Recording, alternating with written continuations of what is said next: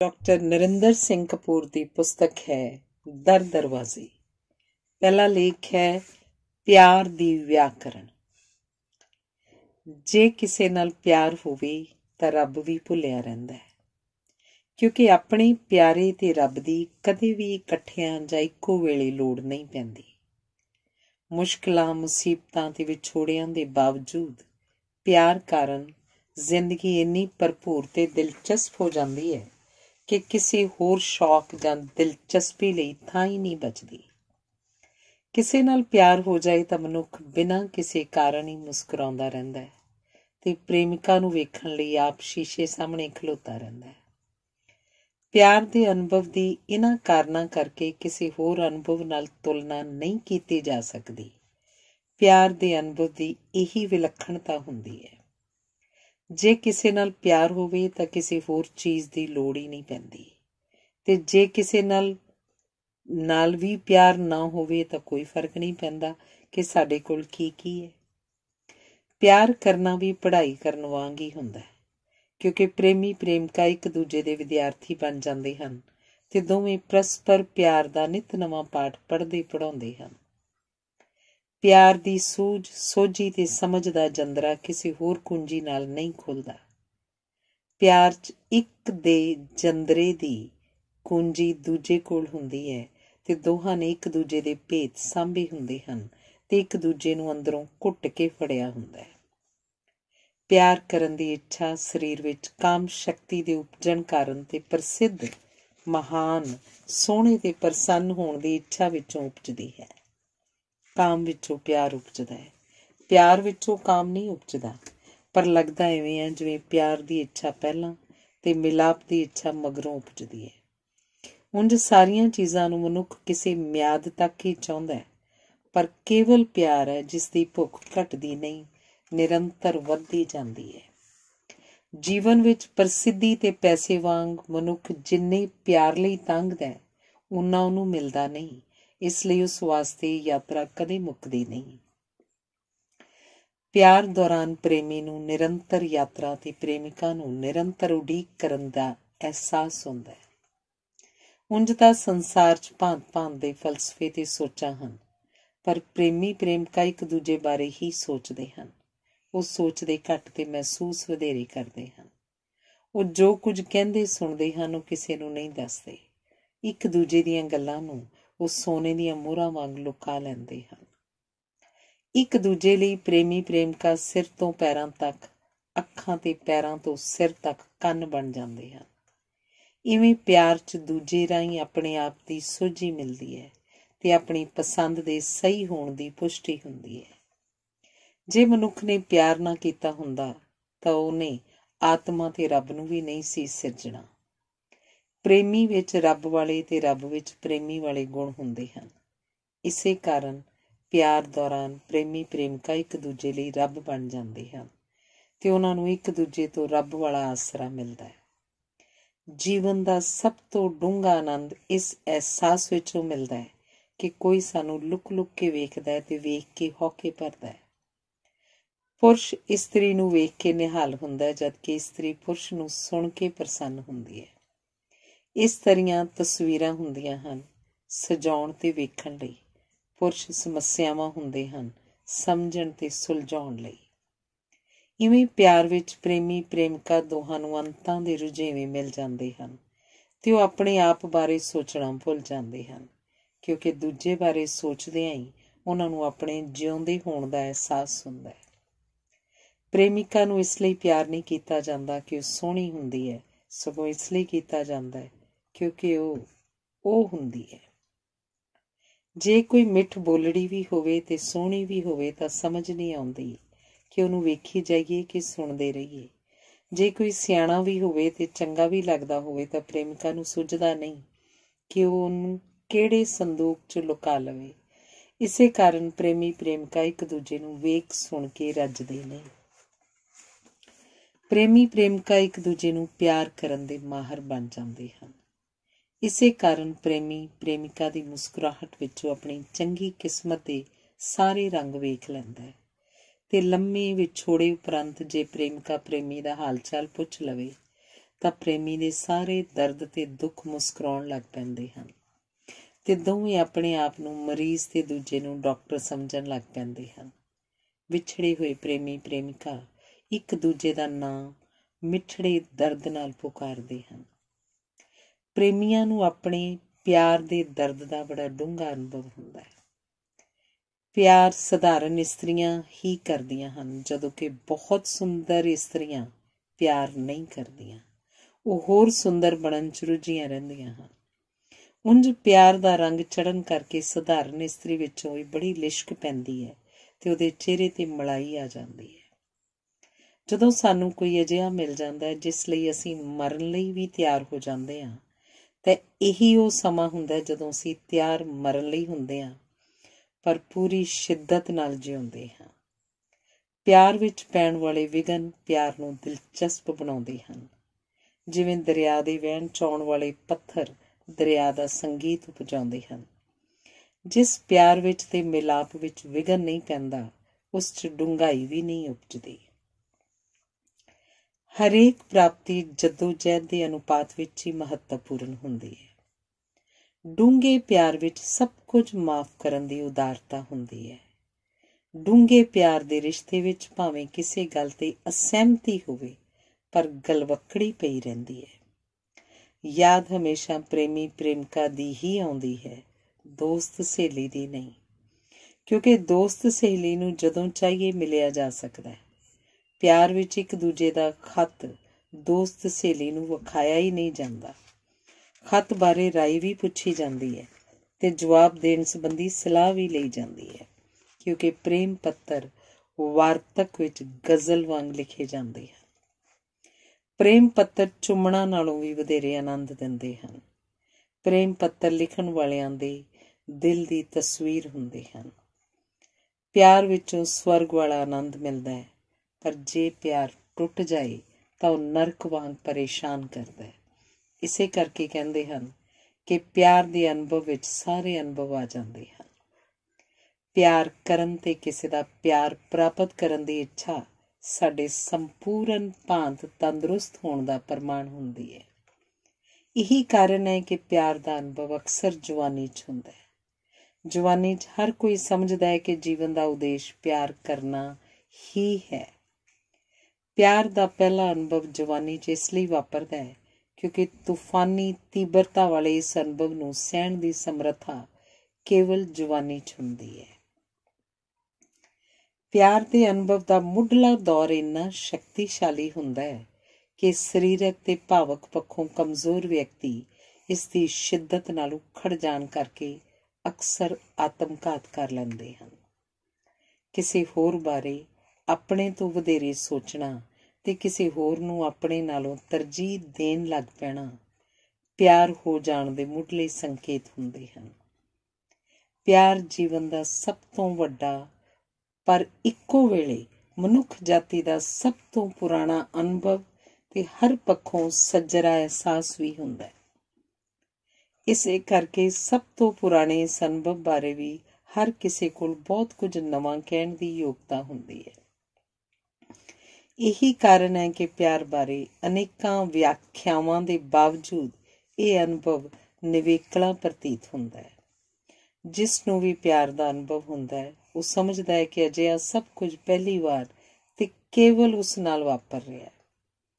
ਭੋਜਨ ਉਪਰੰਤ ਪਿਆਰ ਜੀਵਨ ਦਾ ਸਭ ਤੋਂ ਵੱਡਾ ਪ੍ਰੇਰਕ ਤੇ ਹਰੇਕ ਦੇ ਜੀਵਨ 'ਚ ਇਹ ਸਭ ਤੋਂ ਵੱਡੀ ਤਾਂਘ ਹੁੰਦਾ ਹੈ। ਸਭ ਪ੍ਰਕਾਰ ਦੇ ਪਿਆਰ ਸਵੈ ਪਿਆਰ ਵਿੱਚ ਉਪਜਦੇ ਹਨ। ਸੋਹਣੀ ਇਸਤਰੀ ਪਿਆਰ ਤਾਂ ਆਪਣੇ ਆਪ ਨੂੰ ਕਰਦੀ ਹੈ, ਪਰ ਨਾਲ ਹੀ ਚਾਹੁੰਦੀ ਹੈ ਕਿ ਇਹ ਜ਼ਿੰਮੇਵਾਰੀ ਕੋਈ ਪੁਰਸ਼ ਸੰਭਾਲ ਲਵੇ। ਪੁਰਸ਼ ਆਪਣੇ ਆਪ ਨੂੰ ਸਿਆਣਾ ਤੇ ਬਹਾਦਰ ਸਮਝਦਾ ਹੈ, ਪਰ ਨਾਲ ਹੀ ਚਾਹੁੰਦਾ ਹੈ ਕਿ ਉਹਦੇ ਇਹਨਾਂ ਗੁਣਾਂ ਨੂੰ ਕੋਈ ਇਸਤਰੀ ਪਛਾਣ ਕੇ ਪ੍ਰਸ਼ੰਸਾ ਕਰੇ। ਜਦੋਂ ਤੱਕ ਮੈਂ ਨਾ ਉਪਜੇ ਤੇ ਆਪਣੇ ਆਪ ਦੀ ਸੋਝੀ ਨਾ ਜਾਗੇ, ਉਦੋਂ ਤੱਕ ਪਿਆਰ ਕਰਨ ਜਾਂ ਕਰਵਾਉਣ ਦੀ ਸੰਭਾਵਨਾ ਵੀ ਨਹੀਂ ਉਪਜਦੀ। ਇਵੇਂ ਪਿਆਰ ਆਪਣੇ ਪੈਰਾਂ ਤੇ ਖਲੋਣ, ਆਪਣੇ ਬਾਰੇ ਆਪ ਸੋਚਣ, ਆਪਣੀ ਮੰਜ਼ਿਲ ਆਪ ਨਿਸ਼ਚਿਤ ਕਰਨ ਤੇ ਆਪਣੇ ਫੈਸਲੇ ਆਪ ਕਰਨ ਦੀ ਸੁਤੰਤਰਤਾ ਅਤੇ ਪ੍ਰੇਰਨਾ ਦਿੰਦਾ ਹੈ। ਅਸੀਂ ਹਰ ਗੱਲ 'ਚ ਦੂਜਿਆਂ ਦੀ ਸਲਾਹ ਲੈਂਦੇ ਹਾਂ। पर प्यार किसनूं करना है, निरोल साडा अपना फैसला हुंदा है, जिस कारण किसी भी होर कारज के मुकाबले प्यार वधेरे जिम्मेवारी ते सुहिरदता नाल कीता जांदा है। संसार विच अजे तक किसी ने भी किसी नूं प्यार करन विच मापियां दा सहयोग नहीं मंगिया। प्यार च अजिहा की है जिहड़ा हर किसी नूं खिच पाउंदा है। हर कोई प्यार लई इउं तांघदा है। हर कोई प्यार लई क्यों तांघदा है? उत्तर यह है कि केवल प्यार ही एक अजिहा अनुभव है जिस विच मनुख दी समुची होंद कारजशील हुंदी है। मनुख दे ना केवल सारे ज्ञान इंद्रे सगों दा शरीर, मन, कल्पना, बुद्धि, आत्मा सब वरतारे इस अनुभव नूं डूंघा ते विशाल करन लई कारजशील हुंदे हन। मनुखां ते जानवरां विच इंद्रियां दी सांझ है, पर मन, बुद्धि ते आत्मा दा वखरेवा है, जिन्हां नाल मनुख ਉੱਚਾ ਉੱਠਦਾ ਤੇ ਫੈਲਦਾ ਹੈ। ਪਿਆਰ ਵਿੱਚ ਮਖਮੂਰ ਵਿਅਕਤੀ ਆਪਣੇ ਆਪ ਨੂੰ ਧਰਤੀ ਦਾ ਕੇਂਦਰ ਸਮਝਣ ਲੱਗ ਪੈਂਦਾ ਹੈ। ਸੰਭੋਗ ਦੇ ਪੱਖੋਂ ਪਸ਼ੂਆਂ ਤੇ ਮਨੁੱਖਾਂ 'ਚ ਸਾਂਝ ਹੈ, ਪਰ ਪਿਆਰ ਕੇਵਲ ਮਨੁੱਖ ਕਰਦੇ ਹਨ। ਪਸ਼ੂ ਕੇਵਲ ਸੰਭੋਗ ਹੀ ਕਰਦੇ ਹਨ, ਜਦੋਂ ਕਿ ਮਨੁੱਖ ਪਿਆਰ ਵੀ ਕਰਦੇ ਹਨ। ਇਵੇਂ ਇਹ ਕੁਦਰਤੀ ਵਰਤਾਰਾ ਹੈ, ਜਦਕਿ ਪਿਆਰ ਸਮਾਜਿਕ ਮਨੁੱਖ ਦੀ ਕਾਢ ਹੈ। ਪਿਆਰ ਵਿੱਚ ਪ੍ਰੇਮਿਕਾ ਨੂੰ ਸੋਹਣੀ ਹੋਣ ਦਾ ਅਹਿਸਾਸ ਹੀ ਨਹੀਂ, ਸਭ ਨਾਲੋਂ ਵੱਧ ਸੋਹਣੀ ਹੋਣ ਦਾ ਵੀ ਵਿਸ਼ਵਾਸ ਹੁੰਦਾ ਹੈ। ਉਹ ਪ੍ਰੇਮੀ ਦਾ ਉਦੇਸ਼ ਬਣ ਜਾਂਦੀ ਹੈ ਤੇ ਪ੍ਰੇਮੀ ਉਹਦਾ ਆਦਰਸ਼ ਬਣ ਜਾਂਦਾ ਹੈ। ਇਸ ਰਿਸ਼ਤੇ 'ਚ ਪਿਆਰ, ਸੁੰਦਰਤਾ, ਸਰੂਰ ਤੇ ਸੁਪਨਾ ਸਭ ਕੁਝ ਘੁਲ ਮਿਲ ਜਾਂਦੇ ਹਨ ਤੇ ਪ੍ਰੇਮੀ ਪ੍ਰੇਮਿਕਾ ਨੂੰ ਨਹੀਂ, ਸਗੋਂ ਸਾਰੇ ਸੰਸਾਰ ਨੂੰ ਨਵਾਂ ਰੰਗ ਚੜ੍ਹ ਗਿਆ ਪ੍ਰਤੀਤ ਹੁੰਦਾ ਹੈ।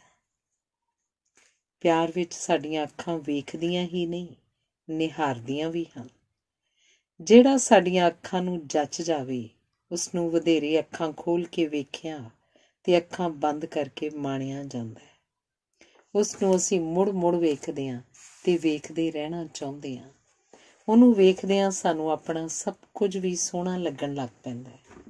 ਜਦੋਂ ਅੱਖਾਂ ਕਿਸੇ ਨੂੰ ਪਸੰਦ ਕਰ ਲੈਣ ਤਾਂ ਕੰਨ ਉਹਨੂੰ ਸੁਣਨ ਲਈ ਤਾਂਘਣ ਲੱਗ ਪੈਂਦੇ ਹਨ।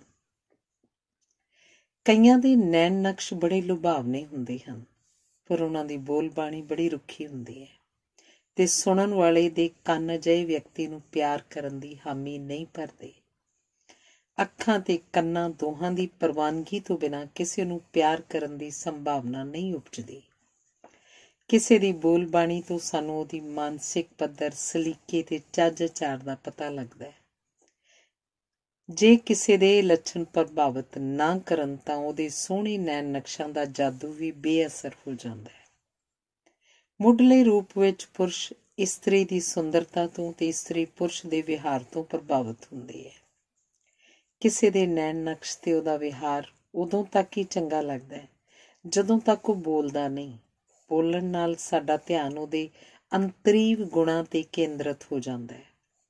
ਕਈਆਂ ਦੇ ਨੈਣ ਨਕਸ਼ ਸਧਾਰਨ ਹੁੰਦੇ ਹਨ, ਪਰ ਉਹਨਾਂ ਵਿੱਚ ਬੌਧਿਕ ਸੁੰਦਰਤਾ ਬੜੀ ਅਦਿੱਖ ਹੁੰਦੀ ਹੈ।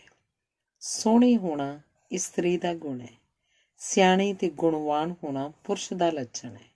ਇਸੇ ਕਰਕੇ ਕਈ ਬੜੀਆਂ ਸੋਹਣੀਆਂ ਇਸਤਰੀਆਂ ਸਧਾਰਨ ਨੈਣ ਨਕਸ਼ਾਂ ਪਰ ਬੁੱਧੀ ਦੇ ਪੱਖੋਂ ਸ਼ਕਤੀਸ਼ਾਲੀ ਤੇ ਖੁਸ਼ਹਾਲ ਪੁਰਸ਼ਾਂ ਨੂੰ ਪਿਆਰ ਕਰਦੀਆਂ ਸਹਿਜੇ ਹੀ ਵੇਖੀਆਂ ਜਾ ਸਕਦੀਆਂ ਹਨ। ਪਿਆਰ ਵਿੱਚ ਦੋਵੇਂ ਧਿਰਾਂ ਆਪਣੇ ਆਪ ਨੂੰ ਅਧੂਰਾ ਤੇ ਦੂਜੇ ਨੂੰ ਸੰਪੂਰਨ ਸਮਝਦੀਆਂ ਹਨ। ਇਵੇਂ ਪਿਆਰ ਦੀ ਤਾਂਘ ਅਧੂਰੇ ਵੱਲੋਂ ਸੰਪੂਰਨ ਹੋਣ ਦੀ ਤਾਂਘ ਬਣ ਜਾਂਦੀ ਹੈ। ਜਦੋਂ ਕੋਈ ਸਾਡੀਆਂ ਅੱਖਾਂ ਤੇ ਕੰਨਾਂ ਨੂੰ ਪ੍ਰਵਾਨ ਹੋ ਜਾਂਦਾ ਹੈ ਤਾਂ ਉਹਦੇ ਨੇੜੇ ਹੋਣ ਤੇ ਉਸ ਨਾਲ ਕੁਝ ਖਾਣ ਲਈ ਇੱਛਾ ਉਪਜਦੀ ਹੈ। ਇਸ ਵੇਲੇ ਸਾਨੂੰ ਉਸ ਵਿੱਚੋਂ ਸੁਗੰਧ ਤੇ ਆਪਣੇ ਆਪ ਵਿੱਚੋਂ ਖੁਸ਼ਬੂ ਆਉਣ ਲੱਗ ਪੈਂਦੀ ਹੈ। ਮੂੰਹ ਤੇ ਨੱਕ ਇਸ ਲਈ ਨੇੜੇ ਨੇੜੇ ਹਨ ਕਿਉਂਕਿ ਇਹਨਾਂ ਦੋਹਾਂ ਦਾ ਸੰਬੰਧ ਖੁਸ਼ਬੂ ਤੇ ਸਵਾਦ ਨਾਲ ਹੈ। ਕਿਸੇ ਨੂੰ ਚੁੰਮਣ ਵੇਲੇ ਅੱਖਾਂ, ਨੱਕ ਤੇ ਬੁੱਲ੍ਹ ਤਿੰਨੇ ਰਲ ਕੇ ਛੋਹ, ਸਵਾਦ ਤੇ ਸਰੂਰ ਮਾਣਦੇ ਹਨ। ਇਸ ਹਾਲਤ ਵਿੱਚ ਚੋਲ ਮੋਲ ਦੀ ਇੱਛਾ ਜਾਗਦੀ ਹੈ, ਕਿਉਂਕਿ ਚੋਲ ਮੋਲ ਨਾਲ ਬੁੱਧੀ ਤਿੱਖੀ ਹੁੰਦੀ ਹੈ ਤੇ ਤਿੱਖੀ ਬੁੱਧੀ ਵਾਲੇ ਹੀ ਚੋਲ ਮੋਲ ਕਰਦੇ ਹਨ। ਇਸ ਹਾਲਤ ਵਿੱਚ ਪੁਰਸ਼ ਸਿਆਣਾ ਤੇ ਇਸਤਰੀ ਚੰਚਲ ਜਾਂ ਇਸਤਰੀ ਗੰਭੀਰ ਤੇ ਪੁਰਸ਼ ਚੁਸਤ ਤੇ ਹਿੰਮਤੀ ਹੋਣ ਦੇ ਨਾਲ ਨਾਲ ਉਤਾਵਲਾ ਵੀ ਪੈ ਜਾਂਦਾ ਹੈ। ਇਵੇਂ ਕੁਦਰਤ ਇਸਤਰੀ ਪੁਰਸ਼ ਨੂੰ ਪਿਆਰ ਖੇਡ ਵਿੱਚ ਰਿਝਾਉਂਦੀ ਹੈ। ਕੁਦਰਤ ਦਾ ਉਦੇਸ਼ ਬੀਜ ਵਿੱਚੋਂ ਦਰਖਤ ਤੇ ਦਰਖਤ ਵਿੱਚੋਂ ਬੀਜ ਉਪਜਾਉਣਾ ਹੁੰਦਾ ਹੈ। ਪ੍ਰਕਿਰਤੀ ਇਸਤਰੀ ਪੁਰਸ਼ ਵਿੱਚ ਆਪਸੀ ਛੋਹ ਲਈ ਤਾਂਘ ਇੰਨੀ ਸ਼ਕਤੀਸ਼ਾਲੀ ਬਣਾ ਦਿੰਦੀ ਹੈ ਕਿ ਦੋਵੇਂ ਸਭ ਬੰਧਨਾਂ, ਨੇਮਾਂ ਤੇ ਰੀਤਾਂ ਨੂੰ ਤੋੜਦੇ ਹੋਏ ਇੱਕ ਦੂਜੇ ਦੀ ਲੋੜ ਤੇ ਭੁੱਖ ਬਣ ਜਾਂਦੇ ਹਨ। ਇਵੇਂ ਅੱਖਾਂ ਨਾਲ ਆਰੰਭ ਹੋਈ ਪਿਆਰ ਖੇਡ ਸਾਰੇ ਗਿਆਨ ਇੰਦਰੀਆਂ ਵਿੱਚੋਂ ਗੁਜ਼ਰਦੀ ਇੱਕ ਭਾਂਬੜ ਬਣ ਜਾਂਦੀ ਹੈ ਤੇ ਸਾਡੇ ਸਮੁੱਚ ਨੂੰ ਆਪਣੇ ਕਲਾਵੇ 'ਚ ਲੈ ਲੈਂਦੀ ਹੈ। ਕੇਵਲ ਪਿਆਰ ਹੀ ਇੱਕ ਅਜਿਹਾ ਅਨੁਭਵ ਹੈ ਜਿਹੜਾ ਸਾਡੀ ਕਲਪਨਾ ਤੇ ਸੋਚਾਂ ਦੇ ਸਾਰੇ ਬੂਹੇ ਬਾਰੀਆਂ ਖੋਲ੍ਹ ਦਿੰਦਾ ਹੈ ਤੇ ਮਨੁੱਖ ਵਿਸਮਾਦ ਦੀਆਂ ਡੂੰਘੀਆਂ ਸਿਖਰਾਂ ਨੂੰ ਅਨੁਭਵ ਕਰਦਾ ਹੈ। ਕਲਪਨਾ ਤੇ ਕਲਾ ਦੇ ਸੰਸਾਰ 'ਚ ਕੇਵਲ ਪਿਆਰ ਦੇ ਮਾਰਗ ਰਾਹੀਂ ਹੀ ਪ੍ਰਵੇਸ਼ ਕੀਤਾ ਜਾ ਸਕਦਾ ਹੈ। ਕਲਪਨਾ ਵਿੱਚ ਨਵੇਂ ਨੂੰ ਸਿਰਜਣ, ਅਸੰਭਵ ਨੂੰ ਸੰਭਵ ਬਣਾਉਣ ਤੇ ਕਾਮੇ ਨੂੰ ਕਲਾਕਾਰ ਬਣਾਉਣ ਦੀ ਸਮਰੱਥਾ ਹੁੰਦੀ ਹੈ। ਪਿਆਰ ਨਾਲ ਸੁੱਤੀਆਂ ਕਲਾਂ ਜਾਗ ਪੈਂਦੀਆਂ ਹਨ ਤੇ ਪ੍ਰੇਮੀ ਤੇ ਪ੍ਰੇਮਿਕਾ ਦੋਹਾਂ ਦਾ ਕਾਇਆ ਕਲਪ ਹੋ ਜਾਂਦਾ ਹੈ ਤੇ ਦੋਹਾਂ ਤੇ ਇੱਕ ਦੂਜੇ ਦਾ ਰੂਪ ਤੇ ਰੰਗ ਚੜ੍ਹ ਜਾਂਦਾ ਹੈ। ਪਿਆਰ ਨਾਲ ਪੁਰਸ਼ ਸੂਖਮ ਤੇ ਇਸਤਰੀ ਸਿਆਣੀ ਹੋ ਜਾਂਦੀ ਹੈ। ਇਸ ਹਾਲਤ ਵਿੱਚ ਬੇਗਾਨੇ ਆਪਣੇ ਤੇ ਆਪਣੇ ਬੇਗਾਨੇ ਲੱਗਣ ਲੱਗ ਪੈਂਦੇ ਹਨ। ਕਈ ਵਾਰੀ ਨਾ ਪ੍ਰੇਮੀ ਦਾ ਪੁੱਛਿਆ ਜਾਂਦਾ ਹੈ, ਪਰ ਉਹ ਦੱਸਦਾ ਪ੍ਰੇਮਿਕਾ ਦਾ ਹੈ। ਇਸ ਕਾਇਆ ਕਲਪ ਰਾਹੀਂ ਪੁਰਸ਼ ਵਿੱਚ ਇਸਤਰੀ ਗੁਣ ਤੇ ਇਸਤਰੀ ਵਿੱਚ ਪੁਰਸ਼ ਗੁਣ ਪ੍ਰਵੇਸ਼ ਕਰ ਜਾਂਦੇ ਹਨ। ਸਫਾਈ ਤੇ ਸਲੀਕੇ ਦੇ ਨਾਲ ਨਾਲ ਪੁਰਸ਼ ਦੀ ਆਵਾਜ਼ ਸੁਰੀਲੀ ਹੋ ਜਾਂਦੀ ਹੈ, ਜਦੋਂ ਕਿ ਇਸਤਰੀ ਬਹਾਦਰ ਹੋ ਜਾਂਦੀ ਹੈ ਤੇ ਉਸ ਵਿੱਚ ਮੁਸੀਬਤਾਂ, ਮੁਸ਼ਕਿਲਾਂ ਤੇ ਵਿਰੋਧਾਂ ਨੂੰ ਸਹਿਣ ਦੀ ਹਿੰਮਤ ਜਾਗ ਪੈਂਦੀ ਹੈ। ਪਿਆਰ ਹੋ ਜਾਣ ਕਾਰਨ ਕਲਪਨਾ ਦੇ ਜਾਗ ਪੈਣ ਕਰਕੇ ਤੇ ਕਾਇਆ ਕਲਪ ਵਾਪਰਨ ਉਪਰੰਤ ਦੋਵੇਂ ਧਿਰਾਂ ਬੜੀਆਂ ਗੱਲਾਂ ਕਰਦੀਆਂ ਹਨ। ਗੱਲਾਂ ਮੁੱਕਦੀਆਂ ਹੀ ਨਹੀਂ, ਗੱਲਾਂ ਔੜਦੀਆਂ ਹੀ ਬੜੀਆਂ ਹਨ, ਕਿਉਂਕਿ ਨਵੀਂ ਹਿੰਮਤ ਤੇ ਆਪਸੀ ਸਾਂਝ ਜਾਗੀ ਹੁੰਦੀ ਹੈ। ਸੋ ਦੋਵੇਂ ਧਿਰਾਂ ਆਪਣੀ ਯੋਗਤਾ, ਸਮਰੱਥਾ ਤੇ ਬਹਾਦਰੀ ਵਾਲੀ ਕੁਰਬਾਨੀ ਨਾਲ ਇੱਕ ਦੂਜੇ ਦੀ ਸ਼ਾਬਾਸ਼ ਪ੍ਰਾਪਤ ਕਰਦੀਆਂ ਹਨ ਤੇ ਮਿਲਾਪ ਰਾਹੀਂ ਅਨੁਭਵ ਦੀਆਂ ਸਿਖਰਲੀਆਂ ਚੋਟੀਆਂ ਫਤਿਹ ਕੀਤੀਆਂ ਜਾਂਦੀਆਂ ਹਨ। ਪ੍ਰੇਮੀ ਆਦਰਸ਼ਵਾਦੀ ਹੁੰਦੇ ਹਨ। ਉਹ ਰਲ ਕੇ ਹਰ ਮੁਸੀਬਤ ਨੂੰ ਪਾਰ ਕਰ ਜਾਂਦੇ ਹਨ। ਇਸ ਆਦਰਸ਼ਵਾਦ ਕਾਰਨ ਹੀ ਉਹ ਜੋਗੀ ਰਹਿੰਦੇ ਹਨ, ਭੋਗੀ ਨਹੀਂ ਬਣਦੇ। ਜਿਵੇਂ ਅਸੀਂ ਕੇਵਲ ਧਾਰਮਿਕ ਸਥਾਨ ਤੇ ਹੀ ਝੁਕਦੇ ਹਾਂ ਤੇ ਧਾਰਮਿਕ ਸਥਾਨ ਤੋਂ ਬਾਹਰ ਹਰ ਥਾਂ ਆਕੜਦੇ ਹਾਂ, ਉਵੇਂ ਕੇਵਲ ਪਿਆਰ ਦੇ ਖੇਤਰ ਵਿੱਚ ਹੀ ਅਸੀਂ ਦੂਜੀ ਧਿਰ ਬਾਰੇ ਪਹਿਲਾਂ ਸੋਚਦੇ ਹਾਂ ਤੇ ਇਸ ਖੇਤਰ ਤੋਂ ਬਾਹਰ ਹਰੇਕ ਥਾਂ ਅਸੀਂ ਆਪਣੇ ਆਪ ਨੂੰ ਹੀ ਤਰਜੀਹ ਦਿੰਦੇ ਹਾਂ। ਸਾਡੇ ਵਿਹਾਰ ਵਿਚਲਾ ਇਹ ਵਖਰੇਵਾਂ ਪਿਆਰ ਅਨੁਭਵ ਦੀ ਪਵਿੱਤਰਤਾ ਤੇ ਤੀਬਰਤਾ ਕਾਰਨ ਵਾਪਰਦਾ ਹੈ। ਪਿਆਰ ਵਿੱਚ ਬਾਹਰਲੇ ਹਨੇਰੀ ਅੰਦਰਲੀਆਂ ਰੌਸ਼ਨੀਆਂ ਜਗਾ ਦਿੰਦੇ ਹਨ। ਪ੍ਰਕਿਰਤੀ ਵਿੱਚ ਇੱਕ ਹੀ ਰਿਸ਼ਤਾ ਹੈ, ਨਰ ਤੇ ਨਾਰੀ ਦਾ।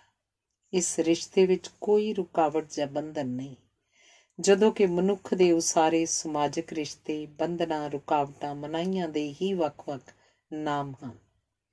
ਸਮਾਜਿਕ ਰਿਸ਼ਤੇ ਪ੍ਰਾਕਿਰਤਿਕ ਰਿਸ਼ਤੇ ਨਾਲੋਂ ਵਧੇਰੇ ਸ਼ਕਤੀਸ਼ਾਲੀ ਹੋ ਗਏ ਹਨ। ਪਰੰਪਰਿਕ ਸਮਾਜ ਵਿਆਹ ਦੇ ਰਿਸ਼ਤੇ ਨੂੰ ਪ੍ਰਵਾਨ ਕਰਦੇ ਹਨ, ਪਿਆਰ ਦੇ ਰਿਸ਼ਤੇ ਨੂੰ ਨਹੀਂ। ਇਸ ਕਰਕੇ ਪਰੰਪਰਿਕ ਸਮਾਜ ਵਿੱਚ ਜਦੋਂ ਵੀ ਕਿਸੇ ਪੁਰਸ਼ ਦਾ ਕਿਸੇ ਇਸਤਰੀ ਨਾਲ ਪਿਆਰ ਹੋਏਗਾ ਤਾਂ ਹਨੇਰੇ ਜਾਂ ਸਵੇਰੇ ਕੈਦੋਂ ਦੇ ਰੂਪ ਵਿੱਚ ਸਮਾਜ ਜ਼ਰੂਰ ਦਖਲ ਦੇਵੇਗਾ। ਛੁਪ ਕੇ ਪਿਆਰ ਕਰਨ ਦਾ ਕਾਰਨ ਵੀ ਇਹੀ ਹੁੰਦਾ ਹੈ ਕਿ ਪ੍ਰਕਿਰਤਿਕ ਰਿਸ਼ਤੇ ਨੂੰ ਸਮਾਜਿਕ ਦਬਾਵਾਂ ਤੋਂ ਬਚਾਇਆ ਜਾਵੇ, ਪਰ ਇਹ ਯਤਨ ਬਹੁਤਾ ਚਿਰ ਸਫਲ ਨਹੀਂ ਹੁੰਦਾ ਤੇ ਪ੍ਰੇਮੀਆਂ ਦਾ ਸਮਾਜ ਨਾਲ ਟਕਰਾਓ ਉਹਨਾਂ ਲਈ ਦੁਖਾਂਤ ਸਿਰਜਦਾ ਹੈ। ਸਮਾਜ ਸ਼ਕਤੀਸ਼ਾਲੀ ਹੁੰਦਾ ਹੈ ਕਿਉਂਕਿ ਸਮਾਜ ਕੋਲ ਧਰਮ, ਜਾਤ, ਗੋਤ ਤੇ ਪਰੰਪਰਾ ਦੀ ਤਾਕਤ ਹੁੰਦੀ ਹੈ, ਜਦੋਂ ਕਿ ਪ੍ਰੇਮੀ ਇਕੱਲੇ ਹੁੰਦੇ ਹਨ ਜਿਨ੍ਹਾਂ ਦੀ ਸਾਰੀ ਸ਼ਕਤੀ ਇਸ ਟਕਰਾਅ 'ਚ ਖਰਚ ਹੋ ਜਾਂਦੀ ਹੈ ਤੇ ਉਹਨਾਂ ਨੂੰ ਜਿੱਤ ਕੇ ਵੀ ਹਾਰ ਜਾਣ ਦਾ ਅਹਿਸਾਸ ਹੁੰਦਾ ਹੈ। ਜੇ ਅਸੀਂ ਟਕਰਾਓ ਦੇ ਬਾਵਜੂਦ ਜ਼ਿੱਦ ਕਰਕੇ ਪ੍ਰੇਮੀ ਪ੍ਰੇਮਿਕਾ ਪ੍ਰੇਮ ਵਿਆਹ ਕਰਵਾ ਵੀ ਲੈਣ ਤਾਂ ਵੀ ਸਮਾਜ ਵੱਖ-ਵੱਖ ਉਪਰਾਲਿਆਂ ਨਾਲ ਉਹਨਾਂ ਨੂੰ ਤੰਗ ਤੇ ਪਰੇਸ਼ਾਨ ਕਰਦਾ ਰਹਿੰਦਾ ਹੈ ਤੇ ਉਹਨਾਂ ਦੇ ਜੀਵਨ 'ਚ ਵਿਘਨ ਪਾਉਂਦਾ ਰਹਿੰਦਾ ਹੈ। ਪ੍ਰੇਮ ਵਿਆਹ ਕਰਵਾਉਣ ਵਾਲਿਆਂ ਕੋਲ ਜੀਵਨ ਦੀ ਦੱਸਣਯੋਗ ਤੇ ਮਾਨਣਯੋਗ ਇੱਕ ਮਾਤਰ ਪ੍ਰਾਪਤੀ ਆਪਸੀ ਵਿਆਹ ਹੀ ਹੁੰਦੀ ਹੈ, ਪਰ ਵਿਆਹ ਭਾਵੇਂ ਕਿਵੇਂ ਵੀ ਹੋਇਆ ਹੋਵੇ, ਵਿਆਹਾਂ ਦੀਆਂ ਸਮੱਸਿਆਵਾਂ ਇੱਕੋ ਜਿਹੀਆਂ ਹੀ ਹੁੰਦੀਆਂ ਹਨ ਤੇ ਸਭ ਦੇ ਇੱਕੋ ਜਿਹੇ ਨੇਮ ਲਾਗੂ ਹੁੰਦੇ ਹਨ। ਨਿਰਸੰਦੇਹ ਪ੍ਰੇਮੀਆਂ ਵੱਲੋਂ ਆਪਸ 'ਚ ਵਿਆਹ ਕਰਵਾਉਣਾ ਉਹਨਾਂ ਦਾ ਦਲੇਰੀ ਭਰਿਆ ਨਿਰਣਾ ਹੁੰਦਾ ਹੈ, ਪਰ ਅਣਕਿਆਸੀਆਂ ਸਮਾਜਿਕ ਸਮੱਸਿਆਵਾਂ ਉਹਨਾਂ ਦਾ ਉਤਸ਼ਾਹ ਮਾਰ ਦਿੰਦੀਆਂ ਹਨ ਤੇ ਯਥਾਰਥ ਨਾਲ ਟਕਰਾ ਕੇ ਉਹਨਾਂ ਦੇ ਆਦਰਸ਼ਾਂ ਦੇ ਸਾਰੇ ਰੰਗ ਖੁਰ ਜਾਂਦੇ ਹਨ ਤੇ ਸਾਰੀਆਂ ਮਮਟੀਆਂ ਢਹਿ ਜਾਂਦੀਆਂ ਹਨ। ਰੂਹਾਨੀ ਯੁੱਗ ਵਿੱਚ ਯਥਾਰਥ ਵੀ ਰੂਹਾਨੀ ਅਰਥਾਂ 'ਚ ਵੇਖੇ ਮਹਿਸੂਸੇ ਜਾਂਦੇ ਸਨ, ਜਦੋਂ ਕਿ ਪਦਾਰਥਕ ਯੁੱਗ ਵਿੱਚ ਪਿਆਰ ਵੀ ਵੇਖਣ ਖਰੀਦਣ ਵਾਲੀ ਇੱਕ ਵਸਤ ਬਣ ਜਾਂਦਾ ਹੈ। ਵਾਸਤਵ ਵਿੱਚ ਪਿਆਰ ਤਾਂ ਹੀ ਖਿੱਚ ਪਾਉਂਦਾ ਹੈ ਜੇ ਇਸ ਵਾਸਤੇ ਜਦੋਜਹਿਦ ਕੀਤੀ ਜਾਵੇ, ਪਰ ਕਈ ਵਾਰੀ ਜਦੋਜਹਿਦ ਦੇ ਬਾਵਜੂਦ ਕੋਈ ਪ੍ਰਾਪਤੀ ਨਹੀਂ ਹੁੰਦੀ। ਪਰ ਫਿਰ ਵੀ ਪਿਆਰ ਦਾ ਹੋਰ ਅਨੁਭਵਾਂ ਨਾਲੋਂ ਵੱਖਰੇਵਾਂ ਇਹ ਹੁੰਦਾ ਹੈ ਕਿ ਇਹ ਪ੍ਰੇਮੀ ਤੇ ਪ੍ਰੇਮਿਕਾ ਦੋਹਾਂ ਲਈ ਸਦੀਵੀ ਯਾਦਾਂ ਉਸਾਰਦਾ ਹੈ। ਧੰਨਵਾਦ। ਡਾਕਟਰ ਨਰਿੰਦਰ ਸਿੰਘ ਕਪੂਰ ਦੀ ਪੁਸਤਕ ਦਰ ਦਰਵਾਜ਼ੇ ਦਾ ਅਗਲਾ ਲੇਖ ਹੈ ਐਤਵਾਰ ਦਾ ਦਿਹਾੜਾ। ਐਤਵਾਰ ਦਾ ਦਿਹਾੜਾ ਆਉਂਦਾ ਤਾਂ 6 ਦਿਨ ਉਡੀਕਣ ਮਗਰੋਂ ਹੈ, ਪਰ ਇਹ ਲੰਘ ਇੱਕ ਦਿਨ 'ਚ ਹੀ ਜਾਂਦਾ ਹੈ। ਐਤਵਾਰ ਲਗਾਤਾਰ ਕੰਮ ਕਰਨ ਨਾਲ ਜੀਵਨ ਵਿੱਚ ਉਪਜੇ ਵਿਗਾੜਾਂ ਦੀ ਮੁਰੰਮਤ ਕਰਨ ਤੇ ਸਰੀਰ, ਮਨ ਤੇ ਬੁੱਧੀ ਨੂੰ ਚਿਮੜੀ ਹਫ਼ਤੇ ਦੀ ਥਕਾਵਟ, ਬੋਰੀਅਤ ਤੇ ਮੈਲ ਧੋਣ ਵਾਲਾ ਦਿਨ ਹੁੰਦਾ ਹੈ। ਹਰ ਕੋਈ ਅਨੁਭਵ ਕਰਦਾ ਹੈ ਕਿ ਵਾਰ ਤਾਂ ਐਤਵਾਰ ਹੀ ਹੁੰਦਾ ਹੈ, ਬਾਕੀ ਤਾਂ ਸਾਰੇ ਸੋਮ, ਮੰਗਲ, ਬੁੱਧ ਹੀ ਹੁੰਦੇ ਹਨ। ਕੰਮ ਵਾਲੀ ਥਾਂ ਕੋਹਲੂ ਵਰਗੀ ਹੁੰਦੀ ਹੈ, ਜਿੱਥੇ ਅਸੀਂ ਹਰ ਰੋਜ਼ ਬਲਦ ਬਣ ਕੇ ਅੱਕ ਥੱਕ ਜਾਂਦੇ ਹਾਂ। ਕਿਸੇ ਨੂੰ ਹਰ ਰੋਜ਼ ਮਿਲਣ ਪਿੱਛੋਂ ਜੇ ਐਤਵਾਰ ਨੂੰ ਵੀ ਮਿਲੀਏ ਤਾਂ ਐਤਵਾਰ ਨੂੰ ਉਹ ਵੱਖਰਾ ਬੰਦਾ ਇਸ ਲਈ ਵਿਖਾਈ ਦਿੰਦਾ ਹੈ ਕਿਉਂਕਿ ਐਤਵਾਰ ਦਾ ਸੁਭਾਅ ਬਾਕੀ ਦਿਨਾਂ ਨਾਲੋਂ ਵੱਖਰਾ ਹੁੰਦਾ ਹੈ। ਐਤਵਾਰ ਦਾ ਵੱਖਰਾ ਸੁਭਾਅ ਸਾਡੇ ਹਿਰਦੇ ਤੇ ਵਿਹਾਰ ਨੂੰ ਵੱਖਰੇ ਢੰਗ ਨਾਲ ਪ੍ਰਭਾਵਿਤ ਕਰਦਾ ਹੈ। ਇਸ ਦਿਨ ਦੀ ਉਡੀਕ ਇਸ ਲਈ ਕੀਤੀ ਜਾਂਦੀ ਹੈ ਕਿਉਂਕਿ ਇਸ ਦਿਨ ਜਿੱਥੇ ਅਸੀਂ ਰੋਜ਼ ਜਾਂਦੇ ਹਾਂ ਉੱਥੇ ਜਾਣ ਦੀ ਮਜਬੂਰੀ ਨਹੀਂ ਹੁੰਦੀ। ਐਤਵਾਰ ਨੂੰ ਤਾਂ ਜੇਲ੍ਹਾਂ ਵਿਚਲੇ ਕੈਦੀ ਤੇ ਹਸਪਤਾਲਾਂ ਵਿੱਚ ਦਾਖਲ ਮਰੀਜ਼ ਵੀ ਉਡੀਕਦੇ ਹਨ। ਮਜਬੂਰੀਆਂ ਤੇ ਬੰਧਨਾਂ ਤੋਂ ਮੁਕਤ ਇਸ ਦਿਹਾੜੇ ਹਰ ਕੋਈ ਸੁਤੰਤਰ, ਸੌਖਾ ਤੇ ਸੁਖਾਲਾ ਮਹਿਸੂਸ ਕਰਦਾ ਹੈ। ਬੱਚਿਆਂ ਲਈ ਇਹ ਖੇਡਣ ਦਾ ਦਿਨ ਹੁੰਦਾ ਹੈ। ਖੇਡਾਂ ਇਸ ਲਈ ਚੰਗੀਆਂ ਲੱਗਦੀਆਂ ਹਨ ਕਿਉਂਕਿ ਇਹ ਸੁਤੰਤਰਤਾ ਦੀ ਭਾਵਨਾ ਜਗਾਉਂਦੀਆਂ ਹਨ ਅਤੇ ਇਸ ਸੁਤੰਤਰਤਾ ਦੀ ਭਾਵਨਾ ਵਿੱਚੋਂ ਉਪਜਦੀਆਂ ਹਨ। ਇਸੇ ਕਰਕੇ ਖੇਡਾਂ ਵਿੱਚੋਂ ਥਕਾਵਟ ਨਹੀਂ ਉਪਜਦੀ। ਖੇਡਾਂ ਰਾਹੀਂ ਉਪਜੇ ਸੰਬੰਧ ਬੜੇ ਹੰਢਣਸਾਰ ਹੁੰਦੇ ਹਨ। ਥਕਾਵਟ ਉਹਨਾਂ ਕਾਰਜਾਂ 'ਚੋਂ ਉਪਜਦੀ ਹੈ ਜਿਹੜੇ ਸਾਨੂੰ ਮਜਬੂਰੀ ਅਧੀਨ ਨਿਸ਼ਚਿਤ ਸਮੇਂ ਵਿੱਚ ਕਿਸੇ ਦੇ ਆਦੇਸ਼ਾਂ ਅਨੁਸਾਰ ਨਿਸ਼ਚਿਤ ਢੰਗ ਨਾਲ ਕਰਨੇ ਪੈਂਦੇ ਹਨ, ਜਦਕਿ ਆਪਣੀ ਮਰਜ਼ੀ ਨਾਲ ਕੀਤੇ ਕੰਮਾਂ ਵਿੱਚੋਂ ਮਨੋਰੰਜਨ ਉਪਜਦਾ ਹੈ। ਐਤਵਾਰ ਅਸੀਂ ਕੰਮਾਂ ਦੇ ਬੰਧਨ ਤੋਂ ਮੁਕਤ ਹੁੰਦੇ ਹਾਂ ਤੇ ਸਾਡਾ ਮਨ ਸ਼ਾਂਤ ਤੇ ਸਰੀਰ ਸੁਖੀ ਹੁੰਦਾ ਹੈ। ਸਾਡੇ ਮਨ ਦੀ ਹਾਲਤ ਦੱਸਦੀ ਹੈ ਕਿ ਸਾਡਾ ਐਤਵਾਰ ਕਿਹੋ ਜਿਹਾ ਹੋਏਗਾ। ਉਡੀਕਵਾਨਾਂ ਲਈ ਐਤਵਾਰ ਬੜੀ ਦੇਰ ਕਰਕੇ ਆਉਂਦਾ ਹੈ, ਡਰੇ ਹੋਇਆਂ ਲਈ ਇਹ ਜਲਦੀ ਆ ਜਾਂਦਾ ਹੈ। ਦੁਖੀਆਂ ਵਾਸਤੇ ਮੁੱਕਦਾ ਹੀ ਨਹੀਂ, ਸੁਖੀਆਂ ਵਾਸਤੇ ਝੱਟ ਲੰਘ ਜਾਂਦਾ ਹੈ। ਪੁਰਸ਼ਾਂ ਲਈ ਇਹ ਵਿਹਲਾ ਤੇ ਇਸਤਰੀਆਂ ਲਈ ਇਹ ਰੁਝੇਵਿਆਂ ਵਾਲਾ ਦਿਨ ਹੁੰਦਾ ਹੈ। ਐਤਵਾਰ ਦਾ ਸਭ ਤੋਂ ਵੱਡਾ ਲੱਛਣ ਇਹ ਹੁੰਦਾ ਹੈ ਕਿ ਇਹ ਦਿਹਾੜਾ ਕਮਾਉਣ ਖਰਚਣ ਤੋਂ ਮੁਕਤ ਅਤੇ ਖਾਣ ਪੀਣ ਤੇ ਆਰਾਮ ਕਰਨ ਵਾਲਾ ਤਿਉਹਾਰ ਹੁੰਦਾ ਹੈ। ਸਮੁੱਚੇ ਰੂਪ ਵਿੱਚ ਇੱਕ ਘਰ ਅੰਦਰ ਪਰਿਵਾਰ ਨਾਲ ਆਪਣੀ ਮਰਜ਼ੀ ਨਾਲ ਗੁਜ਼ਾਰਨ ਵਾਲਾ ਦਿਨ ਹੁੰਦਾ ਹੈ। ਜਿਵੇਂ ਬਾਗ ਦੀ ਨਿਸ਼ਾਨੀ ਇਹ ਹੁੰਦੀ ਹੈ ਕਿ ਉੱਥੇ ਫੁੱਲ ਹੀ ਨਾ ਖਿੜੇ ਹੋਣ, ਉੱਥੇ ਪੰਛੀ ਵੀ ਰਹਿੰਦੇ ਹੋਣ, ਉਵੇਂ ਘਰ ਉਹ ਥਾਂ ਹੁੰਦੀ ਹੈ ਜਿੱਥੇ ਸੁੱਖ ਸਾਧਨ ਹੀ ਨਾ ਹੋਣ, ਸਗੋਂ ਜਿੱਥੇ ਪਰਿਵਾਰ ਦੇ ਸਾਰੇ ਜੀਅ ਜਿੰਨਾ ਚਿਰ ਜਿਵੇਂ ਚਾਹੁਣ ਉਵੇਂ ਰਹਿ ਵੀ ਸਕਣ। ਐਤਵਾਰ ਨੂੰ ਘਰ ਦੇ ਸਾਰੇ ਜੀਆਂ ਦੀ ਇੱਕ ਹੀ ਉਮਰ ਹੁੰਦੀ ਹੈ ਤੇ ਹਰੇਕ ਦੇ ਬਰਾਬਰ ਅਧਿਕਾਰ ਤੇ ਕਰਤੱਵ ਹੁੰਦੇ ਹਨ। ਐਤਵਾਰ ਨੂੰ ਘਰ ਅੰਦਰ ਪੂਰਨ ਪ੍ਰਜਾਤੰਤਰ ਹੁੰਦਾ ਹੈ। ਐਤਵਾਰ ਪਰਿਵਾਰਕ ਦਿਵਸ ਹੁੰਦਾ ਹੈ। ਘਰ ਤੋਂ ਬਿਨਾਂ ਆਰਾਮ ਬਾਰੇ ਸੋਚਿਆ ਵੀ ਨਹੀਂ ਜਾ ਸਕਦਾ ਕਿਉਂਕਿ ਘਰ ਇਸਤਰੀ ਨਾਲ ਬਣਦਾ ਹੈ, ਸੋ ਇਸਤਰੀ ਦੇ ਸਹਿਯੋਗ ਤੋਂ ਬਿਨਾਂ ਐਤਵਾਰ ਨਹੀਂ ਬਣਦਾ। ਇਹ ਦਿਨ ਥੱਕੇ ਹੋਏ ਪਰਿਵਾਰ ਵਿੱਚ ਹਿੰਮਤ ਪਾ ਦਿੰਦਾ ਹੈ। ਇਹ ਦਿਨ ਪਤੀ ਪਤਨੀ ਵੱਲੋਂ ਇੱਕ ਦੂਜੇ ਦੇ ਸਰੀਰਕ ਖਜ਼ਾਨੇ ਫਰੋਲਣ ਦਾ ਅਵਸਰ ਹੁੰਦਾ ਹੈ। ਐਤਵਾਰ ਨੂੰ ਪਤਨੀਆਂ ਉਹ ਵਾਅਦੇ ਵੀ ਪੂਰੇ ਕਰਦੀਆਂ ਹਨ ਜਿਹੜੇ ਉਹਨਾਂ ਨੇ ਕੀਤੇ ਵੀ ਨਹੀਂ ਹੁੰਦੇ। ਇਹ ਕੁਰਬਾਨੀਆਂ ਮੰਗਣ ਦਾ ਨਹੀਂ, ਕੁਰਬਾਨ ਹੋਣ ਦਾ, ਝਗੜੇ ਕਰਨ ਦਾ ਨਹੀਂ, ਸਮਝੌਤੇ ਸਿਰਜਣ ਦਾ, ਵਿਰੋਧ ਪ੍ਰਗਟਾਉਣ ਦਾ ਨਹੀਂ, ਸਹਿਮਤ ਹੋਣ ਦਾ ਦਿਨ ਹੁੰਦਾ ਹੈ। ਇਹ ਦਿਨ ਦੱਸਦਾ ਹੈ ਕਿ ਤੁਹਾਡੇ ਅਗਲੇ ਦਿਨ ਕਿਵੇਂ ਲੰਘਣਗੇ। ਜਿਹੜੇ ਮਨੁੱਖ ਆਪਣੇ ਪਰਿਵਾਰ ਨਾਲ ਸਮਾਂ ਨਹੀਂ ਗੁਜ਼ਾਰਦੇ, ਉਹਨਾਂ ਵਿੱਚ ਇਨਸਾਨਾਂ ਵਾਲੇ ਗੁਣ ਨਹੀਂ ਉਪਜਦੇ ਤੇ ਉਹਨਾਂ ਦੇ ਜੀਵਨ ਵਿੱਚ ਸੰਤੁਲਨ ਨਹੀਂ ਹੁੰਦਾ। ਜੇ ਕਿਸੇ ਦਾ ਚਰਿੱਤਰ ਜਾਣਨਾ ਹੋਵੇ ਤਾਂ ਵੇਖੋ ਉਹ ਐਤਵਾਰ ਕਿਵੇਂ ਗੁਜ਼ਾਰਦਾ ਹੈ। ਜਿਨ੍ਹਾਂ ਕੋਲ ਐਤਵਾਰ ਨੂੰ ਆਰਾਮ ਕਰਨ ਲਈ ਸਮਾਂ ਨਹੀਂ ਹੁੰਦਾ, ਉਹਨਾਂ ਨੂੰ ਬਾਕੀ ਦਿਨਾਂ ਦੌਰਾਨ ਬਿਮਾਰ ਹੋਣ ਵਾਸਤੇ ਸਮਾਂ ਕੱਢਣਾ ਪੈਂਦਾ ਹੈ। ਐਤਵਾਰ ਸਾਰਿਆਂ ਦੇ ਰਲ ਕੇ ਹੱਸਣ ਖੇਡਣ ਵਾਲਾ ਦਿਨ ਹੁੰਦਾ ਹੈ। ਰਲ ਕੇ ਹੱਸਣ ਨਾਲ ਸਾਰਿਆਂ ਦੀ ਲੰਬਾਈ ਚੌੜਾਈ ਦਰੁਸਤ ਹੋ ਜਾਂਦੀ ਹੈ। ਇਸ ਦਿਨ ਬਹਿਸ ਨਹੀਂ, ਗੱਲਬਾਤ ਕੀਤੀ ਜਾਂਦੀ ਹੈ। ਇਸ ਦਿਨ ਚਾਹ ਹੀ ਨਹੀਂ, ਨਾਲ ਪਕੌੜੇ ਵੀ ਮਿਲਦੇ ਹਨ, ਜਿਨ੍ਹਾਂ ਨਾਲ ਗੱਲਬਾਤ ਹੋਰ ਸੁਆਦਲੀ ਹੋ ਜਾਂਦੀ ਹੈ। ਜਿਹੜੇ ਪਤੀ ਆਪਣੀ ਪਤਨੀਆਂ ਨੂੰ ਤੰਗ ਕਰਦੇ ਹਨ, ਉਹ ਐਤਵਾਰ ਦਾ ਸੰਤਾਪ ਤਾਂ ਭੋਗਦੇ ਹੀ ਹਨ। ਉਹ ਪਤਨੀਆਂ ਦੀ ਮਾਨਸਿਕ ਤੇ ਭਾਵਕ ਸੁੰਦਰਤਾ ਵੇਖਣ ਮਾਨਣ ਤੋਂ ਵੀ ਵਿਰਵੇ ਰਹਿ ਜਾਂਦੇ ਹਨ। ਇਸਤਰੀ ਚਾਹੁੰਦੀ ਹੈ ਕਿ ਪਤੀ ਘਰ ਰਹੇ ਤਾਂ ਜੋ ਉਸ ਨੂੰ ਸੁੱਖ ਦੇ ਸਕੇ। ਇਸ ਯਤਨ 'ਚ ਸਫਲ ਉਹ ਐਤਵਾਰ ਨੂੰ ਹੀ ਹੁੰਦੀ ਹੈ। ਪਤੀ ਐਤਵਾਰ ਨੂੰ ਪਤਨੀ ਕੋਲ ਪਿਆਰ ਦੀ ਟਿਊਸ਼ਨ ਪੜ੍ਹਦਾ ਹੈ। ਐਤਵਾਰ ਵਾਲੇ ਦਿਨ ਆਪਣੇ ਘਰ ਅੰਦਰਲੀ ਸੁਰੱਖਿਆ ਵਿੱਚ ਅਸੀਂ ਪਰਵਾਹ ਨਹੀਂ ਕਰਦੇ ਕਿ ਦੂਜੇ ਸਾਡੇ ਬਾਰੇ ਕੀ ਕਹਿੰਦੇ ਹਨ। ਜਿਸ ਸੁਭਾਗੇ ਨੇ ਵੀ ਐਤਵਾਰ ਦੀ ਛੁੱਟੀ ਬਾਰੇ ਸੋਚਿਆ ਹੋਏਗਾ, ਸਮੁੱਚੀ ਮਾਨਵ ਜਾਤੀ ਨੂੰ ਉਹਦਾ ਧੰਨਵਾਦੀ ਹੋਣਾ ਚਾਹੀਦਾ ਹੈ। ਅਜੋਕੇ ਸੰਸਾਰ ਦੇ ਹਰੇਕ ਸੱਭਿਅਕ ਸਮਾਜ ਵਿੱਚ ਹਰ ਹਫ਼ਤੇ ਵਿੱਚ ਐਤਵਾਰ ਜਾਂ ਐਤਵਾਰ ਵਰਗਾ ਇੱਕ ਦਿਨ ਜ਼ਰੂਰ ਹੁੰਦਾ ਹੈ ਜਦੋਂ ਸਮਾਜ ਵੱਖਰੀ ਚਾਲ ਨਾਲ ਚੱਲਦਾ ਹੈ। ਇਸ ਦਿਨ ਦਾ ਨੇਮ ਕਾਨੂੰਨ ਤੇ ਨਿਤਨੇਮ ਜਾਂ ਟਾਈਮ ਟੇਬਲ ਲਾਗੂ ਨਹੀਂ ਹੁੰਦੇ।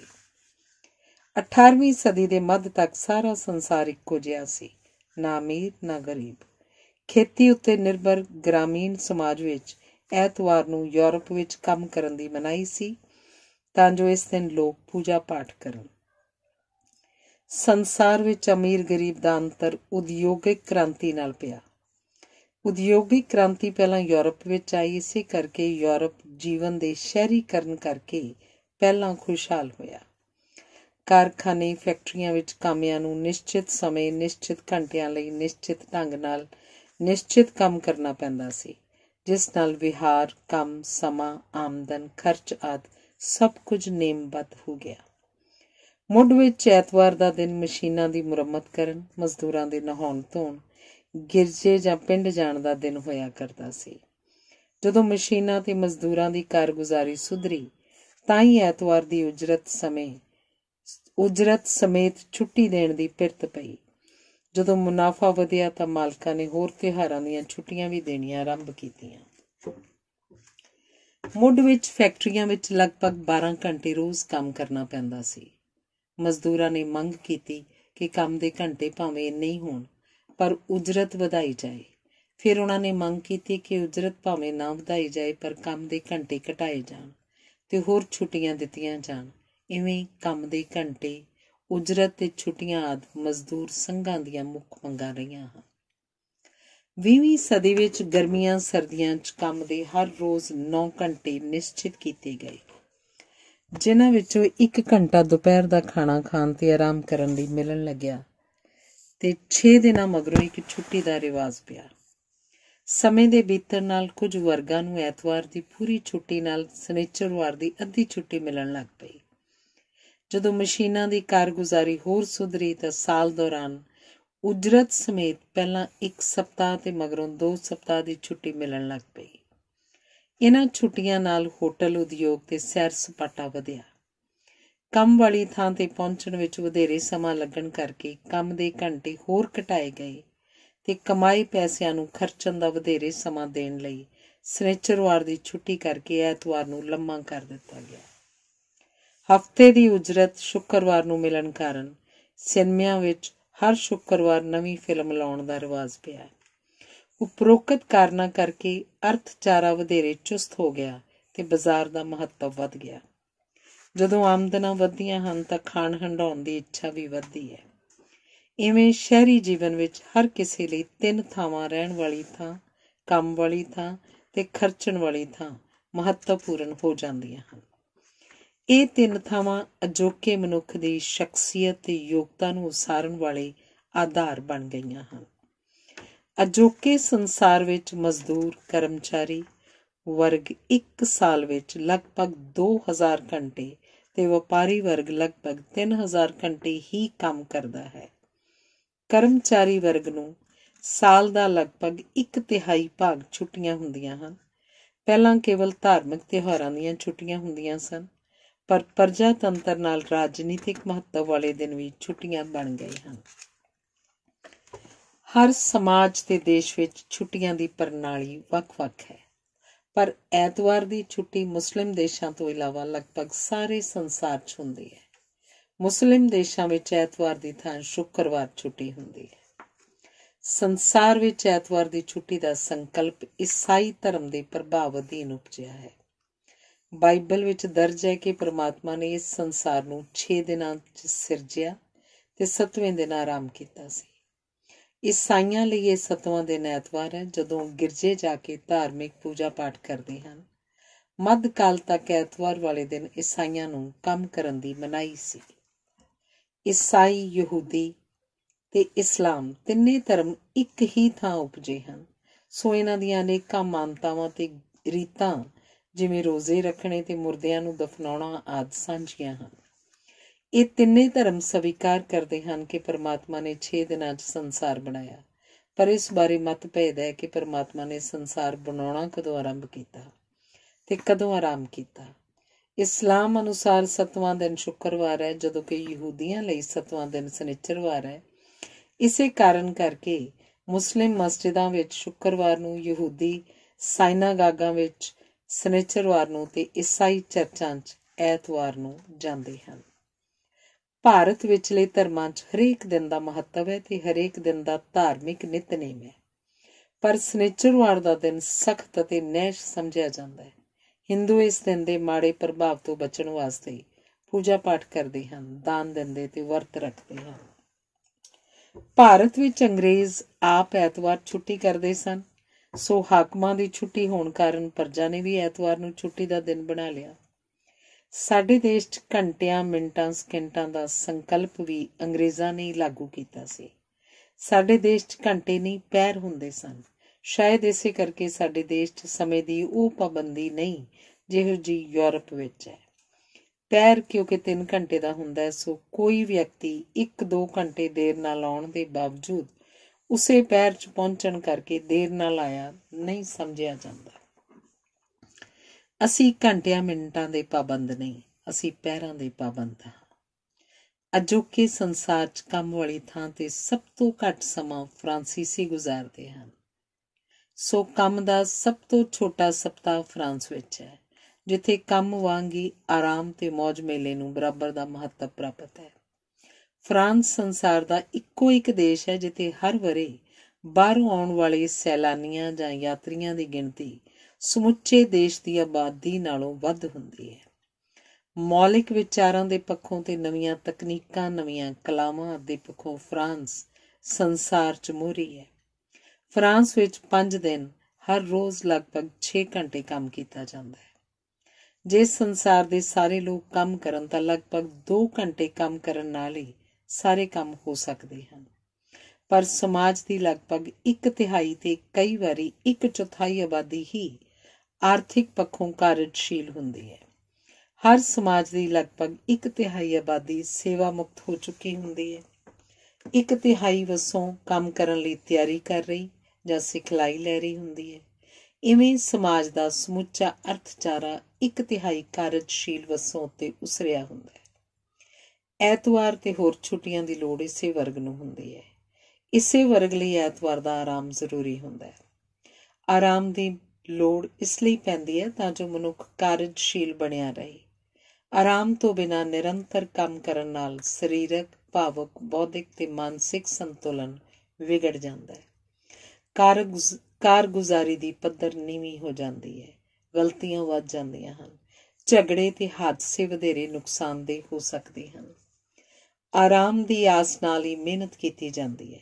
ਆਰਾਮ ਨਾਲ ਸਾਡਾ ਸਰੀਰ ਤੇ ਦਿਮਾਗ ਦੋਵੇਂ ਸੱਜਰੇ ਤੇ ਤੰਦਰੁਸਤ ਹੋ ਜਾਂਦੇ ਹਨ। ਜਿਨ੍ਹਾਂ ਸਮਾਜਾਂ ਵਿੱਚ ਆਰਾਮ ਦੀ ਘਾਟ ਹੁੰਦੀ ਹੈ ਉੱਥੇ ਲੋਕ ਪਰੰਪਰਾਵਾਦੀ ਜਾਂ ਕੱਟੜ ਜਾਂ ਹਿੰਸਕ ਹੋ ਜਾਂਦੇ ਹਨ। ਇਸਲਾਮ ਵਿੱਚ ਹਰ ਰੋਜ਼ 5 ਵਾਰੀ ਨਮਾਜ਼ ਪੜ੍ਹਨ ਦੀ ਰੀਤ ਹੈ ਤੇ ਇਵੇਂ ਧਾਰਮਿਕ ਨਿਤਨੇਮ ਵਿੱਚ ਹੀ ਸਾਰਾ ਸਮਾਂ ਲੰਘ ਜਾਂਦਾ ਹੈ। ਇਹੀ ਕਾਰਨ ਹੈ ਕਿ ਇਸਲਾਮ ਵਿੱਚ ਬੀਤੀਆਂ ਸਦੀਆਂ ਦੌਰਾਨ ਕਿਸੇ ਵੀ ਖੇਤਰ ਵਿੱਚ ਕੁਝ ਵੀ ਮੌਲਿਕ ਨਹੀਂ ਵਾਪਰਿਆ। ਬਹੁ ਪਤਨੀ ਪ੍ਰਥਾ ਕਾਰਨ, ਪਰਿਵਾਰ ਵੱਡੇ ਹੋਣ ਕਾਰਨ ਨਾ ਘਰਾਂ 'ਚ ਆਰਾਮ ਹੈ ਨਾ ਕੰਮ ਵਾਲੀ ਥਾਂ 'ਤੇ। ਇਹੀ ਕਾਰਨ ਹੈ ਕਿ ਮੁਸਲਮਾਨਾਂ ਦੀ ਆਬਾਦੀ ਵਾਲੇ ਮੁਹੱਲੇ ਤੰਗ, ਸ਼ਹਿਰ ਗੰਦੇ ਤੇ ਵਾਤਾਵਰਨ ਤਣਾਅ ਵਾਲਾ ਹੁੰਦਾ ਹੈ। ਇਹਨਾਂ ਕਾਰਨਾਂ ਕਰਕੇ ਮੁਸਲਿਮ ਸਮਾਜ ਪਰਿਵਰਤਨ ਵਿਰੋਧੀ ਤਾਂ ਹੋਣਾ ਹੀ ਸੀ, ਇਹ ਕੱਟੜਵਾਦੀ ਵੀ ਹੋ ਗਿਆ ਹੈ। ਭਾਰਤ ਵਿੱਚ ਹਿੰਦੂ ਸਮਾਜ ਵੀ ਵਰਤਾਂ, ਜਗਰਾਤਿਆਂ ਤੇ ਕਰਮਕਾਂਡਾਂ ਦੀ ਬਹੁਤਾਤ ਕਾਰਨ ਥਕਾਵਟ ਦਾ ਸ਼ਿਕਾਰ ਹੈ ਤੇ ਅੰਧ ਵਿਸ਼ਵਾਸਾਂ ਦੇ ਬੋਝ ਕਾਰਨ ਹੀ ਹਿੰਦੂ ਸਮਾਜ 'ਚ ਕੋਈ ਸੁਧਾਰ, ਵਿਕਾਸ ਨਹੀਂ ਵਾਪਰ ਰਿਹਾ। ਸਥਿਤੀ ਤਾਂ ਸਿੱਖ ਸਮਾਜ ਵਿੱਚ ਵੀ ਉਤਸ਼ਾਹਜਨਕ ਨਹੀਂ ਹੈ, ਕਿਉਂਕਿ ਸਿੱਖ ਸਮਾਜ ਵਿੱਚ ਐਤਵਾਰ ਸਭ ਤੋਂ ਵੱਧ ਥਕਾਵਟ ਵਾਲਾ ਦਿਨ ਬਣ ਗਿਆ।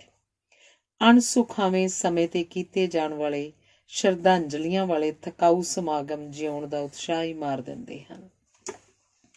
ਸ਼ਹਿਰਾਂ ਵਿੱਚ ਵਧੇਰੇ ਕਰਕੇ ਦੁਕਾਨਦਾਰ ਜਾਂ ਕਰਮਚਾਰੀ ਰਹਿੰਦੇ ਹਨ, ਜਿਨ੍ਹਾਂ ਦਾ ਸਾਰਾ ਜੀਵਨ ਨਿੱਕੇ ਜਿਹੇ ਘੇਰੇ ਵਿੱਚ ਹੀ ਬੀਤ ਜਾਂਦਾ ਹੈ। ਇਸੇ ਕਰਕੇ ਇਹ ਵਰਗ ਸਭ ਤੋਂ ਵੱਧ ਪਰੰਪਰਾਵਾਦੀ ਹੁੰਦਾ ਹੈ। ਦੁਕਾਨਦਾਰ ਤਾਂ ਐਤਵਾਰ ਨੂੰ ਅੱਧੇ ਮਰੇ ਹੋਏ ਨਜ਼ਰ ਆਉਂਦੇ ਹਨ ਤੇ ਕਰਮਚਾਰੀ ਬਿਮਾਰ ਵਿਖਾਈ ਦਿੰਦੇ ਹਨ। ਭਾਰਤੀ ਸਮਾਗਮਾਂ ਦਾ ਇੱਕ ਵਿਸ਼ੇਸ਼ ਲੱਛਣ ਇਹ ਹੈ ਕਿ ਇਹ ਨਾ ਸਮੇਂ ਸਿਰ ਆਰੰਭ ਹੁੰਦੇ ਹਨ, ਨਾ ਸਮੇਂ ਸਿਰ ਮੁੱਕਦੇ ਹਨ। ਇਹੀ ਕਾਰਨ ਹੈ ਕਿ ਇਹਨਾਂ ਵਿੱਚ ਜਾਣਾ ਕੋਈ ਨਹੀਂ ਚਾਹੁੰਦਾ, ਪਰ ਜਾਣਾ ਪੈਂਦਾ ਹੈ। ਇਹ ਸਮਾਗਮ ਆਰਾਮ ਦੀ ਇੱਛਾ ਉੱਤੇ ਸਿੱਧਾ ਧਾਵਾ ਬੋਲਦੇ ਹਨ ਤੇ ਇਵੇਂ ਐਤਵਾਰ ਪੂਰਨ ਭਾਂਤ ਜ਼ਖਮੀ ਹੋ ਜਾਂਦਾ ਹੈ। ਇਹਨਾਂ ਕਾਰਨਾਂ ਕਰਕੇ ਸਾਰਾ ਭਾਰਤ ਥੱਕਿਆ ਵਿਖਾਈ ਦਿੰਦਾ ਹੈ। ਜਿਸ ਪਰਿਵਾਰ, ਸਮਾਜ ਜਾਂ ਦੇਸ਼ ਵਿੱਚ ਆਰਾਮ ਕਰਨ ਦੀ ਕੋਈ ਨਿਸ਼ਚਿਤ ਦਿਨ ਜਾਂ ਨਿਸ਼ਚਿਤ ਢੰਗ ਤਰੀਕਾ ਨਹੀਂ ਹੁੰਦਾ, ਉੱਥੇ ਕੰਮਕਾਜ ਦੀ ਪੱਧਰ ਵੀ ਨੀਵੀਂ ਹੁੰਦੀ ਹੈ। ਜੇ ਕੰਮ ਵੇਲੇ ਕੰਮ ਕੀਤਾ ਜਾਏ ਤੇ ਆਰਾਮ ਵੇਲੇ ਆਰਾਮ, ਤਾਂ ਸਾਡੀ ਕਾਰਗੁਜ਼ਾਰੀ ਸੁਧਰੇਗੀ। ਪਰ ਜੇ ਦੁਕਾਨ ਜਾਂ ਕੰਮ ਵਾਲੀ ਥਾਂ 'ਤੇ ਟੈਲੀਵਿਜ਼ਨ ਵੇਖਦਿਆਂ ਕੰਮ ਤੇ ਮਨੋਰੰਜਨ ਨੂੰ ਰਲਗੱਡ ਕੀਤਾ ਜਾਏ ਤਾਂ ਉੱਥੇ ਕਾਰਗੁਜ਼ਾਰੀ ਨੇ ਨਿੱਘਰਨਾ ਹੀ ਹੁੰਦਾ ਹੈ। ਅਜੇ ਤੱਕ ਅਸੀਂ ਵਿਦੇਸ਼ਾਂ ਵਿੱਚ ਓਵਰ ਟਾਈਮ ਲਾ ਕੇ ਪੈਸੇ ਕਮਾਉਣ ਤੇ ਵਿਦੇਸ਼ੀ ਵਸਤਾਂ ਖਰੀਦਣ ਹੀ ਜਾਂਦੇ ਹਾਂ, ਪਰ ਜਦੋਂ ਅਸੀਂ ਆਪ ਅਮੀਰ ਅਤੇ ਖੁਸ਼ਹਾਲ ਹੋ ਜਾਵਾਂਗੇ ਤਾਂ ਅਸੀਂ ਕੇਵਲ ਘੁੰਮਣ ਲਈ ਉੱਥੇ ਉਵੇਂ ਜਾਇਆ ਕਰਾਂਗੇ ਜਿਵੇਂ ਵਿਦੇਸ਼ੀ ਭਾਰਤ ਵਿੱਚ ਘੁੰਮਣ ਆਉਂਦੇ ਹਨ। ਐਤਵਾਰ ਦੇ ਅਰਥ ਖਾਣ ਪੀਣ ਤੇ ਸੁੱਤੇ ਰਹਿਣ ਤੋਂ ਨਹੀਂ ਹਨ। ਭਾਵੇਂ ਐਤਵਾਰ ਨੂੰ ਇਹ ਦੋਵੇਂ ਕਾਰਜ ਮਹੱਤਵਪੂਰਨ ਹੁੰਦੇ ਹਨ, ਪਰ ਵਧੇਰੇ ਮਹੱਤਵਪੂਰਨ ਕੰਮ ਇਸ ਦਿਨ ਨੂੰ ਮਜਬੂਰੀ ਅਧੀਨ ਨਹੀਂ, ਆਪਣੀ ਮਰਜ਼ੀ ਨਾਲ ਗੁਜ਼ਾਰਨਾ ਤੇ ਸੁਤੰਤਰ ਅਨੁਭਵ ਕਰਨਾ ਹੁੰਦਾ ਹੈ। ਸੁਤੰਤਰਤਾ ਵਿੱਚੋਂ ਨਵੇਂ ਵਿਚਾਰ ਉਪਜਦੇ ਹਨ ਤੇ ਵਿਕਾਸ ਦੀ ਰੂਪ ਰੇਖਾ ਸਪਸ਼ਟ ਹੁੰਦੀ ਹੈ। ਪਰ ਕਈ ਇਸ ਦਿਨ ਘਰ 'ਚ ਧੋਬੀ ਘਾਟ ਖੋਹ ਲੈਂਦੇ ਹਨ ਜਾਂ ਸਫਾਈ ਅਧੀਨ ਸਭ ਕੁਝ ਉਲਟਾ ਪੁਲਟਾ ਕਰ ਦਿੰਦੇ ਹਨ, ਜਿਸ ਕਾਰਨ ਐਤਵਾਰ ਉਤਸ਼ਾਹੀ ਹੋਣ ਦੀ ਥਾਂ ਥਕਾਵਟੀ ਦਿਹਾੜਾ ਬਣ ਜਾਂਦਾ ਹੈ। ਕੀ ਲੋੜੀਂਦਾ ਆਰਾਮ ਕਰ ਲਿਆ ਗਿਆ ਕਿ ਨਹੀਂ, ਇਸ ਦਾ ਪ੍ਰਮਾਣ ਇਹ ਹੁੰਦਾ ਹੈ ਕਿ ਸੋਮਵਾਰ ਨੂੰ ਕੰਮ ਕਰਨ ਦਾ ਚਾਅ ਉਪਜਦਾ ਹੈ ਕਿ ਨਹੀਂ। ਸਾਡੇ ਸਮੁੱਚੇ ਵਿਹਾਰ 'ਚ ਥਕਾਵਟ ਦਾ ਮੁੱਖ ਕਾਰਨ ਜੀਵਨ ਦਾ ਬੇਨੇਮਾ ਹੋਣਾ ਹੈ। ਸਾਡੇ ਜੀਵਨ 'ਚ ਕਿਸੇ ਵੀ ਕਾਰਜ ਲਈ ਸਮਾਂ ਨਿਸ਼ਚਿਤ ਨਹੀਂ, ਨਾ ਹੀ ਕੰਮ ਦਾ, ਨਾ ਭੋਜਨ ਦਾ, ਨਾ ਆਰਾਮ ਦਾ, ਨਾ ਕਮਾਉਣ ਖਰਚਣ ਤੇ ਨਾ ਹੀ ਵਰਤਾਉਣ ਦਾ। ਜੀਵਨ ਨੂੰ ਨੇਮਬੱਧ ਕਰਨ ਪਿੱਛੇ ਉਦੇਸ਼ ਆਰਾਮ ਨੂੰ ਨੇਮਬੱਧ ਕਰਨਾ ਤੇ ਆਪਣੀ ਕਾਰਗੁਜ਼ਾਰੀ ਨੂੰ ਸੁਧਾਰਨਾ ਹੁੰਦਾ ਹੈ। ਆਰਾਮ ਨਾਲ ਉਪਜੀ ਨਰੋਈ ਸੋਚ ਨਾਲ ਹੀ ਅਸੀਂ ਸਮਾਜ ਬਾਰੇ ਸੋਚ ਸਕਾਂਗੇ, ਨਹੀਂ ਤਾਂ ਘਰ ਤਾਂ ਸਾਰੇ ਚੰਗੇ ਪਾ ਲੈਣਗੇ, ਪਰ ਗਲੀ ਮੁਹੱਲੇ ਨੂੰ ਤੇ ਆਪਣੇ ਆਪ ਨੂੰ ਸੁਧਾਰਨ ਤੇ ਸਵਾਰਨ ਬਾਰੇ ਕੋਈ ਨਹੀਂ ਸੋਚੇਗਾ। ਖੁਸ਼ਹਾਲ ਦੇਸ਼ਾਂ ਵਿੱਚ ਐਤਵਾਰ ਰਲ ਕੇ ਭੋਜਨ ਖਾਣ, ਖੇਡਾਂ ਖੇਡਣ ਤੇ ਮਨ ਪਰਚਾਵੇ ਵਾਲੀਆਂ ਖੁੱਲ੍ਹੀਆਂ ਥਾਵਾਂ 'ਤੇ ਜਾਣ ਲਈ ਵਰਤਿਆ ਜਾਂਦਾ ਹੈ। ਉੱਤੇ ਜੇ ਕੋਈ ਤਿਉਹਾਰ ਬੁੱਧ ਜਾਂ ਵੀਰ ਵਾਲੇ ਦਿਨ ਆਉਂਦਾ ਹੈ ਤਾਂ ਸਾਰੇ ਦੇਸ਼ ਦੀ ਸਹਿਮਤੀ ਨਾਲ ਉਸ ਨੂੰ ਸ਼ੁੱਕਰਵਾਰ ਨੂੰ ਮਨਾਇਆ ਜਾਂਦਾ ਹੈ, ਤਾਂ ਜੋ ਸ਼ੁੱਕਰ, ਸ਼ਨਿਚਰ ਤੇ ਐਤਵਾਰ ਦੀ ਲੰਮੀ ਛੁੱਟੀ ਮਾਣੀ ਜਾ ਸਕੇ।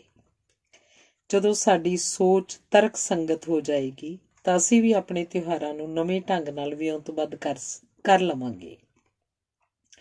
ਉਦਾਹਰਨ ਵਜੋਂ ਲੋਹੜੀ ਜਨਵਰੀ ਦੇ ਦੂਜੇ ਸ਼ੁੱਕਰਵਾਰ, ਹੋਲੀ ਮਾਰਚ ਦੇ ਤੀਜੇ ਸੋਮਵਾਰ, ਦੀਵਾਲੀ ਨਵੰਬਰ ਦੇ ਦੂਜੇ ਸ਼ਨਿਚਰਵਾਰ ਕਰਨ ਨਾਲ ਲੋਕ ਇਹ ਤਿਉਹਾਰ ਪਰਿਵਾਰਾਂ ਨਾਲ ਰਲ ਕੇ ਮਨਾ ਸਕਿਆ ਕਰਨਗੇ। ਜਿਵੇਂ ਪੱਛਮ ਵਿੱਚ ਵਰ੍ਹੇ ਦੇ ਅੰਤਲੇ ਸਪਤਾਹ ਕ੍ਰਿਸਮਸ ਦੀਆਂ ਛੁੱਟੀਆਂ ਹੁੰਦੀਆਂ ਹਨ, ਉਵੇਂ ਭਾਰਤ ਵਿੱਚ ਹਫ਼ਤੇ ਦੇ ਵਿਚਲੇ ਦਿਨਾਂ ਨੂੰ ਆਉਣ ਵਾਲੇ ਤਿਉਹਾਰ ਸੰਬੰਧਿਤ ਹਫ਼ਤੇ ਦੇ ਸ਼ਨਿਚਰਵਾਰ ਨੂੰ ਮਨਾ ਕੇ ਦੀਵਾਲੀ ਦੇ ਅਵਸਰ ਤੇ ਦੇਸ਼ ਭਰ 'ਚ ਇੱਕ ਸਪਤਾਹ ਦੀਆਂ ਛੁੱਟੀਆਂ ਕੀਤੀਆਂ ਜਾ ਸਕਦੀਆਂ ਹਨ। ਪਰ ਇਹ ਤਾਂ ਹੀ ਹੋਏਗਾ ਜੇ ਅਸੀਂ ਤਰਕਸੰਗਤ ਢੰਗ ਨਾਲ ਸੋਚਾਂਗੇ। ਪ੍ਰਸ਼ਨ ਇਹ ਹੈ ਕਿ ਅਸੀਂ ਸੋਚਣਾ ਤੇ ਤਰਕਸੰਗਤ ਢੰਗ ਨਾਲ ਸੋਚਣਾ ਕਦੋਂ ਆਰੰਭ ਕਰਾਂਗੇ। ਨਿਰਸੰਦੇਹ ਕੰਮ ਇੰਨਾ ਹੁੰਦਾ ਹੈ ਕਿ ਕਈ ਵਾਰੀ ਹਫ਼ਤੇ 'ਚ 8 ਦਿਨਾਂ ਦੀ ਲੋੜ ਪੈਂਦੀ ਹੈ, ਪਰ ਜੇ ਹਫ਼ਤੇ 'ਚ 7 ਵਾਰ ਤੇ 8 ਤਿਉਹਾਰ ਹੋਣਗੇ ਤਾਂ ਕੰਮ ਕਦੇ ਵੀ ਨਹੀਂ ਮੁੱਕੇਗਾ। ਸਮਝਣਾ ਜ਼ਰੂਰੀ ਹੈ ਕਿ ਸਪਤਾਹ 'ਚ ਸਾਡੇ ਕੋਲ ਕੰਮ ਦੇ 6 ਦਿਨ ਹਨ। ਜੋ ਕਰਨਾ ਹੈ ਇਹਨਾਂ 6 ਦਿਨਾਂ ਵਿੱਚ ਕੀਤਾ ਜਾਣਾ ਚਾਹੀਦਾ ਹੈ ਤਾਂ ਜੋ ਐਤਵਾਰ ਨੂੰ ਆਪਣੀ ਰਫ਼ਤਾਰ ਨਾਲ ਮਨ ਮਰਜ਼ੀ ਅਨੁਸਾਰ ਜੀਵਿਆ ਜਾ ਸਕੇ। ਐਤਵਾਰ ਜਿਉਣ ਤੇ ਜੀਵਨ ਜਿਉਣ ਦਾ ਦਿਨ ਹੁੰਦਾ ਹੈ। ਇਸ ਦਿਨ ਮੁਕਤੀ ਬਾਰੇ ਸੋਚਣਾ ਪਾਪ ਹੈ। ਐਤਵਾਰ ਜਿਉਣ ਤੇ ਜੀਵਨ ਮਾਨਣ ਦਾ ਦਿਨ ਹੁੰਦਾ ਹੈ। ਇਸ ਦਿਨ ਮੁਕਤੀ ਬਾਰੇ ਸੋਚਣਾ ਪਾਪ ਹੈ। ਐਤਵਾਰ ਨੂੰ ਆਰਾਮ ਕਰਨ ਵਾਲੇ ਲੋਕ ਭਵਿੱਖ ਬਾਰੇ ਸੋਚਦੇ ਹਨ। ਜਿਨ੍ਹਾਂ ਨੂੰ ਵਰਤਮਾਨ ਦੀ ਚਿੰਤਾ ਹੁੰਦੀ ਹੈ ਉਹ ਐਤਵਾਰ ਨੂੰ ਕੰਮ ਦੀ ਅਣਲੱਥੀ ਥਕਾਵਟ ਕਾਰਨ ਚਿੰਤਾ ਹੀ ਕਰਦੇ ਹਨ। ਉਦਾਸ ਮਨ ਲੰਘ ਗਏ ਜਾਂ ਬੀਤ ਗਏ ਸਮੇਂ ਬਾਰੇ ਝੂਰਦੇ ਰਹਿੰਦੇ ਹਨ। ਉਂਝ ਤਾਂ ਭਾਰਤ ਛੁੱਟੀ ਪ੍ਰਧਾਨ ਦੇਸ਼ ਹੈ, ਪਰ ਥਕਾਵਟ ਕਾਰਨ ਤੇ ਕਿਸੇ ਵੀ ਪੱਖੋਂ ਜੀਵਨ ਦੇ ਨੇਮਬੱਧ ਨਾ ਹੋਣ ਕਾਰਨ ਸਾਰਾ ਭਾਰਤ ਥਕਾਵਟ ਦਾ ਮਰੀਜ਼ ਵਿਖਾਈ ਦਿੰਦਾ ਹੈ। ਹਰ ਵੇਲੇ ਕੰਮ 'ਚ ਰੁੱਝੇ ਵਿਅਕਤੀ ਵਿਚਾਰਾਂ ਦੇ ਪੱਖੋਂ ਬੜੇ ਖੁੰਡੇ ਹੁੰਦੇ ਹਨ। ਆਰਾਮ ਤੋਂ ਬਿਨਾਂ ਡੰਗ ਤਾਂ ਟਪਾਇਆ ਜਾ ਸਕਦਾ ਹੈ, ਪਰ ਕੁਝ ਮੌਲਿਕ ਤੇ ਚੰਗੀ ਪੱਧਰ ਦਾ ਕੰਮ ਨਹੀਂ ਕੀਤਾ ਜਾ ਸਕਦਾ। ਐਤਵਾਰ ਨੂੰ ਸਭ ਬੰਦੇਜਾਂ ਤੋਂ ਮੁਕਤ ਕਰਕੇ ਇਸ ਨੂੰ ਚਾਵਾਂ ਵਾਲਾ ਦਿਨ ਬਣਾ ਕੇ ਸੋਚ ਨਾਲ ਆਪਣੀ ਕਾਰਜ ਕੁਸ਼ਲਤਾ ਸੰਵਾਰ ਕੇ ਉਤਸ਼ਾਹੀ ਮਨ ਨਾਲ ਅਸੀਂ ਵੀ ਯੂਰਪ ਵਾਂਗ ਖੁਸ਼ਹਾਲੀ ਦੇ ਰਾਹ ਪੈ ਸਕਦੇ ਹਾਂ। ਸਾਡਾ ਐਤਵਾਰ ਦੱਸੇਗਾ ਕਿ ਸਾਡਾ ਅਗਲਾ ਸਪਤਾਹ ਕਿਹੋ ਜਿਹਾ ਹੋਏਗਾ। ਸਾਡੇ ਸਪਤਾਹ ਦੱਸਣਗੇ ਕਿ ਸਾਡਾ ਜੀਵਨ ਤੇ ਸਾਡਾ ਭਵਿੱਖ ਕਿਹੋ ਜਿਹਾ ਹੋਵੇਗਾ। ਧੰਨਵਾਦ। ਅਗਲਾ ਲੇਖ ਹੈ ਪੁਰਾਣੇ ਜ਼ਮਾਨੇ। ਪੁਰਾਣੇ ਜ਼ਮਾਨੇ 'ਚ ਦੁੱਧ ਉੱਤੇ 7 ਵਾਰ ਮਲਾਈ ਆਉਂਦੀ ਸੀ। ਇਹ ਮਲਾਈਆਂ ਖਾਣ ਵਾਲੇ ਇੰਨੇ ਤਗੜੇ ਹੁੰਦੇ ਸਨ ਕਿ ਜਿਨ੍ਹਾਂ ਨੇ ਘੋੜੇ ਰੱਖੇ ਹੁੰਦੇ ਸਨ ਉਹ ਸਵਾਰ ਹੋਣ ਤੋਂ ਪਹਿਲਾਂ 3-4 ਮੀਲ ਘੋੜੇ ਨਾਲ ਬਰਾਬਰ ਦੌੜਦੇ ਸਨ। 100 ਮੀਲ ਸਾਈਕਲ ਤੇ ਚਲੇ ਜਾਣਾ ਆਮ ਗੱਲ ਸੀ ਤੇ ਨਿੱਕੇ ਮੋਟੇ ਪੈਂਡੇ ਤਾਂ ਉਛਾਲਾ ਮਾਰਦੇ ਹੀ ਗਾਹ ਲੈਂਦੇ ਸਨ। ਉਹਨਾਂ ਲੋਕਾਂ ਕੋਲ ਇੰਨੀਆਂ ਸਹੂਲਤਾਂ ਹੀ ਨਹੀਂ ਸਨ ਕਿ ਉਹ ਆਲਸ ਭਰਿਆ ਜੀਵਨ ਜਿਉਂਦੇ। ਉਹ ਕੰਮ ਨੂੰ ਧਰਮ ਸਮਝਦੇ ਸਨ। ਇਸੇ ਕਰਕੇ ਉਹਨਾਂ ਦੀਆਂ ਨਿੱਕੀਆਂ ਕਮਾਈਆਂ ਵਿੱਚ ਵੀ ਵੱਡੀਆਂ ਬਰਕਤਾਂ ਸਨ। ਕੁੱਕੜ ਦੀ ਬਾਂਗ ਨਾਲ ਉੱਠ ਕੇ ਉਹ ਸੂਰਜ ਨੂੰ ਜੀ ਆਇਆਂ ਕਹਿਣ ਦਾ ਆਨੰਦ ਮਾਣਦੇ ਸਨ। ਉਹ ਪੈਸੇ ਇਕੱਠੇ ਕਰਨ ਨਾਲੋਂ ਇੱਜ਼ਤ ਕਮਾਉਣ ਵੱਲ ਵੱਧ ਧਿਆਨ ਦਿੰਦੇ ਸਨ।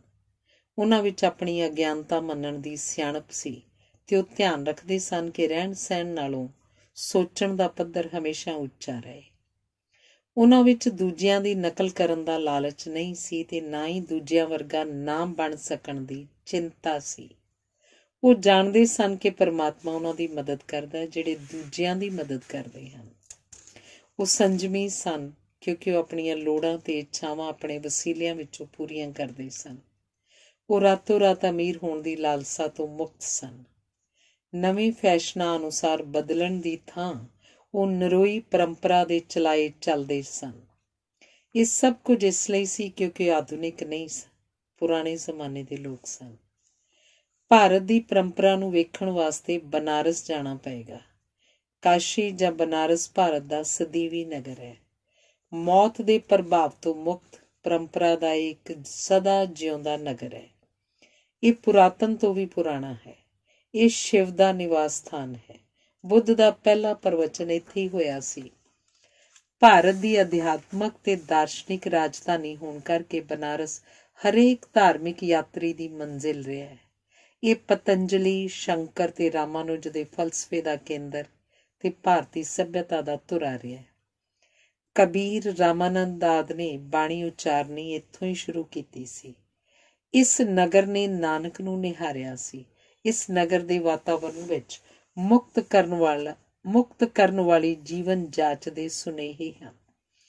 ਗੰਗਾ ਜਮਨਾ ਦੀ ਸਾਂਝੀ ਤਹਿਜ਼ੀਬ ਵਾਲੇ ਇਹਦੇ ਘਾਟਾਂ ਤੇ ਕਈ ਜ਼ਮਾਨੇ ਆਏ ਤੇ ਨੱਚ ਕੇ ਲੰਘ ਗਏ। ਅਨੇਕਾਂ ਪਰਿਵਰਤਨ ਵਾਪਰੇ ਜਿਹੜੇ ਆਪਣਾ ਚਿਹਰਾ ਵਿਖਾ ਕੇ ਲੋਪ ਹੋ ਗਏ। ਇਸ ਨਗਰ 'ਚ ਪੁਰਾਣੇ ਜ਼ਮਾਨੇ ਦੇ ਵੇਰਵਿਆਂ ਦੇ ਢੇਰ ਲੱਗੇ ਪਏ ਹਨ।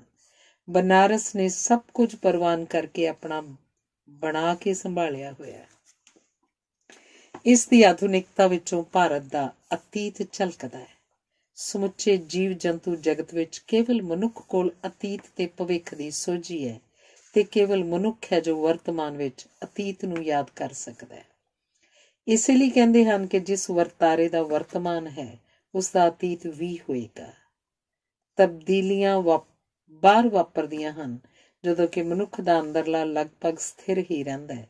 ਜਿਵੇਂ ਗਿੱਧੇ ਦੀਆਂ ਮੇਲਣਾਂ ਵਾਂਗ ਮੌਸਮ ਗੇੜਾ ਕੱਢ ਕੇ ਮੁੜ ਆਉਂਦੇ ਹਨ, ਉਵੇਂ ਹੀ ਪਰੰਪਰਾ ਲੋਪ ਹੁੰਦੀ ਹੁੰਦੀ ਮੁੜ ਸਥਾਪਿਤ ਹੋ ਜਾਂਦੀ ਹੈ। ਪਰੰਪਰਾ ਹਮੇਸ਼ਾ ਬੜੀ ਲੰਮੀ ਤੇ ਸ਼ਕਤੀਸ਼ਾਲੀ ਹੁੰਦੀ ਹੈ, ਜਦੋਂ ਕਿ ਪਰਿਵਰਤਨ ਫੁੱਲਝੜੀ ਵਾਂਗ ਛਿਨ ਭੰਗਰ ਪ੍ਰਭਾਵ ਪਾ ਕੇ ਹਾਥੀ ਚਾਲ ਵਾਲੀ ਵਿਸ਼ਾਲ ਪਰੰਪਰਾ ਦਾ ਹੀ ਭਾਗ ਬਣ ਜਾਂਦੇ ਹਨ। ਪਰੰਪਰਾ ਦੇ ਡੂੰਘੇ ਪ੍ਰਭਾਵ ਕਾਰਨ ਹੀ ਮਨੁੱਖ ਪੁਰਾਣੇ ਜ਼ਮਾਨੇ ਦੀਆਂ ਗੱਲਾਂ ਕਰਦਾ ਹੈ। ਜਿਸ ਨੂੰ ਅਸੀਂ ਨਵਾਂ ਕਹਿੰਦੇ ਹਾਂ ਉਸ ਨੂੰ ਪਰੰਪਰਾ ਹੀ ਉਸਾਰਦੀ ਹੈ। ਨਵਾਂ ਪ੍ਰਵਾਨ ਹੀ ਪਰੰਪਰਾ ਦੀ ਗਵਾਹੀ ਨਾਲ ਹੁੰਦਾ ਹੈ। ਇਸੇ ਕਰਕੇ ਨਵਾਂ ਕੁਝ ਚਿਰ ਮਗਰੋਂ ਪੁਰਾਣਾ ਲੱਗਣ ਲੱਗ ਪੈਂਦਾ ਹੈ। ਇਸੇ ਕਰਕੇ ਕਿਹਾ ਜਾਂਦਾ ਹੈ ਕਿ ਨਾ ਕੋਈ ਵਿਚਾਰ ਤੇ ਨਾ ਕੋਈ ਵਿਹਾਰ ਅਸਲੋਂ ਨਵਾਂ ਹੁੰਦਾ ਹੈ। ਮਨੁੱਖ ਕਿਧਰੇ ਵੀ ਚਲਾ ਜਾਏ ਉਹ ਆਪਣੀ ਮੂਲ ਨਾਲੋਂ ਜੁੜਨ ਲਈ ਤਾਂਘਦਾ ਰਹਿੰਦਾ ਹੈ। ਮਨੁੱਖ ਨੂੰ ਵਿਰਸੇ 'ਚ ਜੋ ਕੁਝ ਪ੍ਰਾਪਤ ਹੁੰਦਾ ਹੈ ਉਸ ਨੂੰ ਉਹ ਆਪਣੇ ਅਨੁਭਵ ਨਾਲ ਤਸਦੀਕ ਕਰਕੇ ਅਗਲੀ ਪੀੜ੍ਹੀ ਨੂੰ ਸੰਭਾਲ ਕੇ ਆਪ ਅਗਲੇ ਜਹਾਨ ਟੁਰ ਜਾਂਦਾ ਹੈ। ਪਰੰਪਰਾ ਨੂੰ ਦ੍ਰਿੜ ਕਰਦੀਆਂ ਮਿਥਿਹਾਸਿਕ ਕਹਾਣੀਆਂ ਵਿੱਚ ਜੀਵਨ ਦੇ ਸਦੀਵੀ ਅਰਥ ਹੁੰਦੇ ਹਨ। ਸਮਾਜਿਕ ਪਰੰਪਰਾ ਵਿੱਚ ਜੋਸ਼ ਇਸਤਰੀਆਂ ਭਰਦੀਆਂ ਹਨ, ਜਦੋਂ ਕਿ ਇਸ ਪਰੰਪਰਾ ਨੂੰ ਚਲਾਉਂਦੇ ਪੁਰਸ਼ ਹਨ। ਮੇਰੀ ਦਾਦੀ ਨੇ ਆਪਣੀ ਦਾਦੀ ਦੀ ਦਾਦੀ ਤੋਂ ਜੋ ਕੁਝ ਪ੍ਰਾਪਤ ਕੀਤਾ ਉਹ ਮੇਰੇ ਬੱਚਿਆਂ ਦੀ ਦਾਦੀ ਨੂੰ ਸੰਭਾਲ ਗਈ ਹੈ। ਜੇ ਅਜੋਕੀ ਚਮਕ ਨੂੰ ਵਿਸਾਰ ਕੇ ਵੇਖੀਏ ਤਾਂ ਅੱਜ ਵੀ ਸਭ ਕੁਝ ਉਵੇਂ ਹੀ ਹੋ ਰਿਹਾ ਜਿਵੇਂ ਸਦੀਆਂ ਤੋਂ ਹੁੰਦਾ ਆ ਰਿਹਾ। ਹਰ ਪਰਿਵਰਤਨ ਪਿੱਛੇ ਪਰੰਪਰਾ ਖਲੋਤੀ ਹੁੰਦੀ ਹੈ ਤੇ ਨਵੀਨਤਾ ਦੇ ਥੱਕਦਿਆਂ ਹੀ ਪਰੰਪਰਾ ਜਵਾਨ ਹੋ ਜਾਂਦੀ ਹੈ। ਜਨਮ ਲੈਣ ਸਮੇਂ ਹਰ ਮਨੁੱਖ ਦੀ ਇੱਕ ਵਿਸ਼ੇਸ਼ ਸ਼ਕਲ ਹੁੰਦੀ ਹੈ ਜਿਹੜੀ 40-50 ਸਾਲ ਦੇ ਅਨੁਭਵ ਨਾਲ ਬਦਲ ਜਾਂਦੀ ਹੈ। ਜਦੋਂ ਸ਼ਕਲ ਬਦਲ ਜਾਂਦੀ ਹੈ ਤੇ ਪਹਿਲੀ ਸ਼ਕਲ ਵਾਲਾ ਸਮਾਂ ਸਾਡੇ ਲਈ ਪੁਰਾਣਾ ਜ਼ਮਾਨਾ ਬਣ ਜਾਂਦਾ ਹੈ ਤੇ ਅਸੀਂ ਆਪਣੇ ਬਚਪਨ ਤੇ ਜਵਾਨੀ ਦੀਆਂ ਕਹਾਣੀਆਂ ਸੁਣਾਉਣ ਲੱਗ ਪੈਂਦੇ ਹਾਂ। ਪੋਤੇ ਲਈ ਦਾਦੇ ਦਾ ਬਚਪਨ ਪੁਰਾਣਾ ਜ਼ਮਾਨਾ ਹੁੰਦਾ ਹੈ। ਬੱਚਿਆਂ ਨੂੰ ਨਵੇਂ ਜ਼ਮਾਨੇ ਦੇ ਹਾਣ ਦਾ ਬਣਾਉਣ ਵਾਸਤੇ ਮਾਪਿਆਂ ਨੂੰ ਪੁਰਾਣੇ ਜ਼ਮਾਨੇ ਦੇ ਬਣਨਾ ਪੈਂਦਾ ਹੈ। ਜਦੋਂ ਮਾਪੇ ਅਤੀਤ ਹੋ ਜਾਂਦੇ ਹਨ ਤਾਂ ਬੱਚੇ ਭਵਿੱਖ ਬਣ ਜਾਂਦੇ ਹਨ। ਜੀਵਨ ਵਿੱਚ ਅਸੀਂ ਨਵਾਂ ਓਨਾ ਕੁ ਅਪਣਾਉਂਦੇ ਹਾਂ ਜਿੰਨਾ ਕੁ ਪੁਰਾਣਾ ਭੁੱਲਦੇ ਹਾਂ।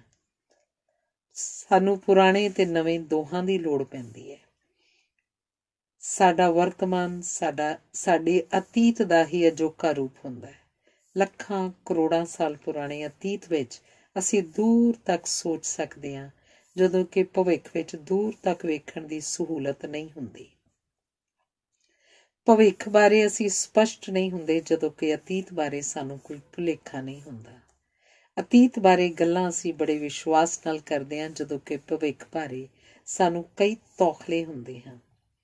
ਆਪਣੇ ਪੁਰਾਣੇ ਜ਼ਮਾਨੇ ਦੀਆਂ ਗੱਲਾਂ ਕਰਦਿਆਂ ਲੋਕਾਂ ਦੀਆਂ ਅੱਖਾਂ ਵਿੱਚ ਚਮਕ ਤੇ ਹਰਕਤਾਂ ਵਿੱਚ ਜਵਾਨੀ ਆ ਜਾਂਦੀ ਹੈ। ਭਾਵੇਂ ਪੁਰਾਣੇ ਜ਼ਮਾਨੇ ਵਿੱਚ ਅਜੋਕੀਆਂ ਸਹੂਲਤਾਂ ਨਹੀਂ ਸਨ, ਪਰ ਫਿਰ ਵੀ ਬਜ਼ੁਰਗ ਬੜੇ ਵਿਸ਼ਵਾਸ ਤੇ ਜੋਸ਼ ਨਾਲ ਕਹਿਣਗੇ ਕਿ ਪੁਰਾਣੇ ਜ਼ਮਾਨੇ ਬੜੇ ਚੰਗੇ ਸਨ। ਇਸ ਦਾ ਕਾਰਨ ਇਹ ਹੈ ਕਿ ਉਦੋਂ ਵਪਾਰ ਵੀ ਪਿਆਰ ਨਾਲ ਕੀਤਾ ਜਾਂਦਾ ਸੀ, ਜਦੋਂ ਕਿ ਹੁਣ ਪਿਆਰ ਵੀ ਵਪਾਰ ਵਾਂਗ ਕੀਤਾ ਜਾਂਦਾ ਹੈ। ਉਦੋਂ ਰਿਸ਼ਤਿਆਂ 'ਚ ਜ਼ਿੰਦਗੀ ਦਾ ਨਿੱਘ ਸੀ, ਜਦੋਂ ਕਿ ਹੁਣ ਸਾਰੇ ਰਿਸ਼ਤੇ ਇੱਕ ਇੱਕ ਕਰਕੇ ਠੰਡੇ ਤੇ ਰੁੱਖੇ ਹੁੰਦੇ ਜਾ ਰਹੇ ਹਨ। ਇੱਕ ਕਾਰਨ ਇਹ ਵੀ ਹੈ ਕਿ ਉਦੋਂ ਬਜ਼ੁਰਗਾਂ ਦੀਆਂ ਸਿਹਤਾਂ ਨਰੋਈਆਂ ਸਨ ਤੇ ਹਰ ਕਿਸੇ ਕੋਲ ਬਚਪਨ ਦੀਆਂ ਖੁੱਲ੍ਹਾਂ ਵਾਲਾ ਤੇ ਜਵਾਨੀ ਦਾ ਸੁਹਾਵਣਾ ਸਮਾਂ ਸੀ, ਜਦੋਂ ਜੇ ਉਹ ਚਾਹੁੰਦੇ ਤਾਂ ਬਾਂਹ ਉੱਚੀ ਕਰਕੇ ਅਸਮਾਨ ਤੋਂ ਤਾਰੇ ਵੀ ਤੋੜ ਸਕਦੇ ਸਨ। ਹਰ ਕਿਸੇ ਨੂੰ ਲੰਘ ਗਈ ਜਵਾਨੀ ਇਸ ਕਰਕੇ ਯਾਦ ਆਉਂਦੀ ਹੈ ਕਿਉਂਕਿ ਜਵਾਨੀ 'ਚ ਸੁੰਦਰਤਾ ਨੂੰ ਵੇਖਣ ਮਾਣਨ ਦੀ ਅਥਾਹ ਸ਼ਕਤੀ ਹੁੰਦੀ ਹੈ। ਪੁਰਾਣੇ ਜ਼ਮਾਨੇ ਦੀ ਪ੍ਰਸ਼ੰਸਾ ਕਰਨ ਦਾ ਇੱਕ ਕਾਰਨ ਇਹ ਵੀ ਹੈ ਕਿ ਅਸੀਂ ਆਪਣੀਆਂ ਪੁਰਾਣੀਆਂ ਯਾਦਾਂ ਵਿੱਚੋਂ ਕੰਡੇ ਕੱਢ ਦਿੰਦੇ ਹਾਂ ਤੇ ਫੁੱਲ ਸਾਂਭ ਲੈਂਦੇ ਹਾਂ। ਪੁਰਾਣੇ ਜ਼ਮਾਨਿਆਂ ਦਾ ਗੁਣ ਗਾਇਨ ਕਰਨ ਦਾ ਇਹ ਵੀ ਇੱਕ ਕਾਰਨ ਹੈ ਕਿ ਪੁਰਾਣੇ ਜ਼ਮਾਨੇ 'ਚ ਅਸੀਂ ਬੱਚੇ ਸਾਂ ਤੇ ਆਪਣੇ ਮਾਪਿਆਂ ਵੱਲੋਂ ਜ਼ਿੰਦਗੀ ਦੇ ਘੱਲੂ ਘਾਰੇ ਵਿੱਚ ਵਾਹੀਆਂ ਤੇਗਾਂ ਤੇ ਚਲਾਈਆਂ ਦੇਗਾਂ ਦੇ ਵੇਰਵੇ ਸ਼ਰਧਾ ਨਾਲ ਪ੍ਰਗਟਾਉਣ ਨਾਲ ਸਾਨੂੰ ਆਪਣੇ ਚੰਗੇ ਸੁਹਿਰਦ ਤੇ ਧੰਨਵਾਦੀ ਸੰਤਾਨ ਹੋਣ ਦਾ ਮਾਣ ਭਰਿਆ ਅਹਿਸਾਸ ਹੁੰਦਾ ਹੈ। ਇਹ ਵੀ ਇੱਕ ਕਾਰਨ ਹੈ ਕਿ ਜਦੋਂ ਭਵਿੱਖ ਦੀ ਸਹੂਲਤ ਨਹੀਂ ਰਹਿੰਦੀ ਤਾਂ ਅਤੀਤ ਵਧੇਰੇ ਸੋਹਣਾ ਲੱਗਣ ਲੱਗ ਪੈਂਦਾ ਹੈ ਤੇ ਸਾਡੇ ਵਿੱਚ ਆਪਣੇ ਆਪ ਨਾਲ ਹੋਈਆਂ ਵਧੀਕੀਆਂ ਨੂੰ ਮਾਫ਼ ਕਰਨ ਤੇ ਮਿਲੇ ਪਿਆਰ ਦਾ ਸ਼ੁਕਰਾਨਾ ਕਰਨ ਦੀ ਦਲੇਰੀ ਤੇ ਆਨੰਦ ਉਪਜਦਾ ਹੈ। ਪੁਰਾਣੇ ਜ਼ਮਾਨੇ ਦੀਆਂ ਗੱਲਾਂ ਕਰਨ ਵਾਲੇ ਬਜ਼ੁਰਗਾਂ ਨੂੰ ਵੇਖ ਸੁਣ ਕੇ ਵਿਸ਼ਵਾਸ ਹੀ ਨਹੀਂ ਆਉਂਦਾ ਕਿ ਕਿਸੇ ਵੇਲੇ ਇਹਨਾਂ ਨੇ ਬੱਚਿਆਂ ਵਾਲੀਆਂ ਸ਼ਰਾਰਤਾਂ ਵੀ ਕੀਤੀਆਂ ਹੋਣਗੀਆਂ।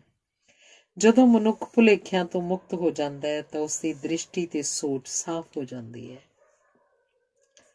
ਜਵਾਨਾਂ ਨੂੰ ਭੁਲੇਖਾ ਹੁੰਦਾ ਹੈ ਕਿ ਕੇਵਲ ਉਹੀ ਆਧੁਨਿਕ ਹਨ। ਉਹ ਭੁੱਲ ਜਾਂਦੇ ਹਨ ਕਿ ਅੱਜ ਦੀ ਨਵੀਨਤਾ ਪਰਸੋਂ ਗੁਜ਼ਰਿਆ ਹੋਇਆ ਜ਼ਮਾਨਾ ਬਣ ਜਾਏਗੀ ਤੇ ਅਸੀਂ ਕੁਝ ਵੀ ਕਰੀਏ ਸਾਡੇ ਪੋਤੇ ਪੋਤਰੇ ਸਾਨੂੰ ਪੁਰਾਣੇ ਜ਼ਮਾਨੇ ਦਾ ਹੀ ਕਹਿਣਗੇ। ਸਮਾਜ ਦੇ ਕਈ ਵਰਗਾਂ ਜਿਵੇਂ ਫੌਜੀਆਂ, ਸਾਬਕਾ ਆਗੂਆਂ, ਸੇਵਾ ਮੁਕਤ ਕਰਮਚਾਰੀਆਂ, ਦਾਦੀਆਂ, ਨਾਨੀਆਂ ਆਦਿ ਕੋਲ ਕੇਵਲ ਅਤੀਤ ਦੀਆਂ ਗੱਲਾਂ ਹੀ ਹੁੰਦੀਆਂ ਹਨ। ਅਜੋਕੇ ਬਜ਼ੁਰਗ ਅਕਸਰ ਆਜ਼ਾਦੀ ਤੋਂ ਪਹਿਲੇ ਦੇ ਸਮੇਂ ਨੂੰ ਪੁਰਾਣਾ ਜ਼ਮਾਨਾ ਕਹਿੰਦੇ ਹਨ ਤੇ ਉਸ ਦੀ ਪ੍ਰਸ਼ੰਸਾ ਕਰਦੇ ਹਨ। ਪੁਰਾਣੇ ਜ਼ਮਾਨੇ 'ਚ ਗਿਆਨ ਥੋੜ੍ਹਾ ਸੀ ਪਰ ਮੁਹਾਵਰਿਆਂ ਅਖਾਣਾਂ ਵਾਂਗ ਪੱਕਾ ਤੇ ਪਰਖਿਆ ਹੋਣ ਕਰਕੇ ਗਿਆਨ ਦਾ ਸਤਿਕਾਰ ਬੜਾ ਸੀ। ਜਿਵੇਂ ਬਲਦ ਅਤੇ ਸਾਨ ਇੱਕ ਪੰਜਾਲੀ ਹੇਠ ਨਹੀਂ ਚੱਲ ਸਕਦੇ, ਉਵੇਂ ਹੀ ਉਦੋਂ ਵਿਦਵਾਨੀ ਤੇ ਧਨਵਾਨੀ ਦਾ ਇੱਕੋ ਵਿਅਕਤੀ ਵਿੱਚ ਸੁਮੇਲ ਸੰਭਵ ਨਹੀਂ ਸੀ। ਉਦੋਂ ਕਈ ਵਾਰੀ 10-10 ਪਿੰਡਾਂ 'ਚ ਕੋਈ ਪੜ੍ਹਿਆ ਲਿਖਿਆ ਨਹੀਂ ਸੀ ਹੁੰਦਾ। ਉਸ ਸਮੇਂ 8 ਜਮਾਤਾਂ ਪਾਸ ਤਹਿਸੀਲਦਾਰ ਲੱਗ ਜਾਂਦਾ ਸੀ। ਉਦੋਂ ਸ਼ਹਿਰਾਂ ਵਿੱਚ ਵੀ ਕੋਈ ਸਕੂਲ ਹੁੰਦਾ ਸੀ ਜਿੱਥੇ ਬੱਚੇ ਲੰਮੇ ਝੱਗਿਆਂ ਨਾਲ ਬਿਨਾਂ ਕਚਹਿਰੀ ਸਕੂਲ ਚਲੇ ਜਾਂਦੇ ਸਨ ਤੇ ਡੰਡੇ ਖਾਣ 'ਚ ਵਿਦਿਆਰਥੀ ਮਾਸਟਰਾਂ ਨੂੰ ਹਰਾ ਦਿੰਦੇ ਸਨ। ਪਰ ਉਹ ਅਧਿਆਪਕਾਂ ਵੱਲੋਂ ਮਿਲੀ ਸਜ਼ਾ ਨੂੰ ਧੰਨਵਾਦ ਦੇ ਹੁਲਾਰੇ ਨਾਲ ਸਵੀਕਾਰ ਕਰਦੇ ਸਨ।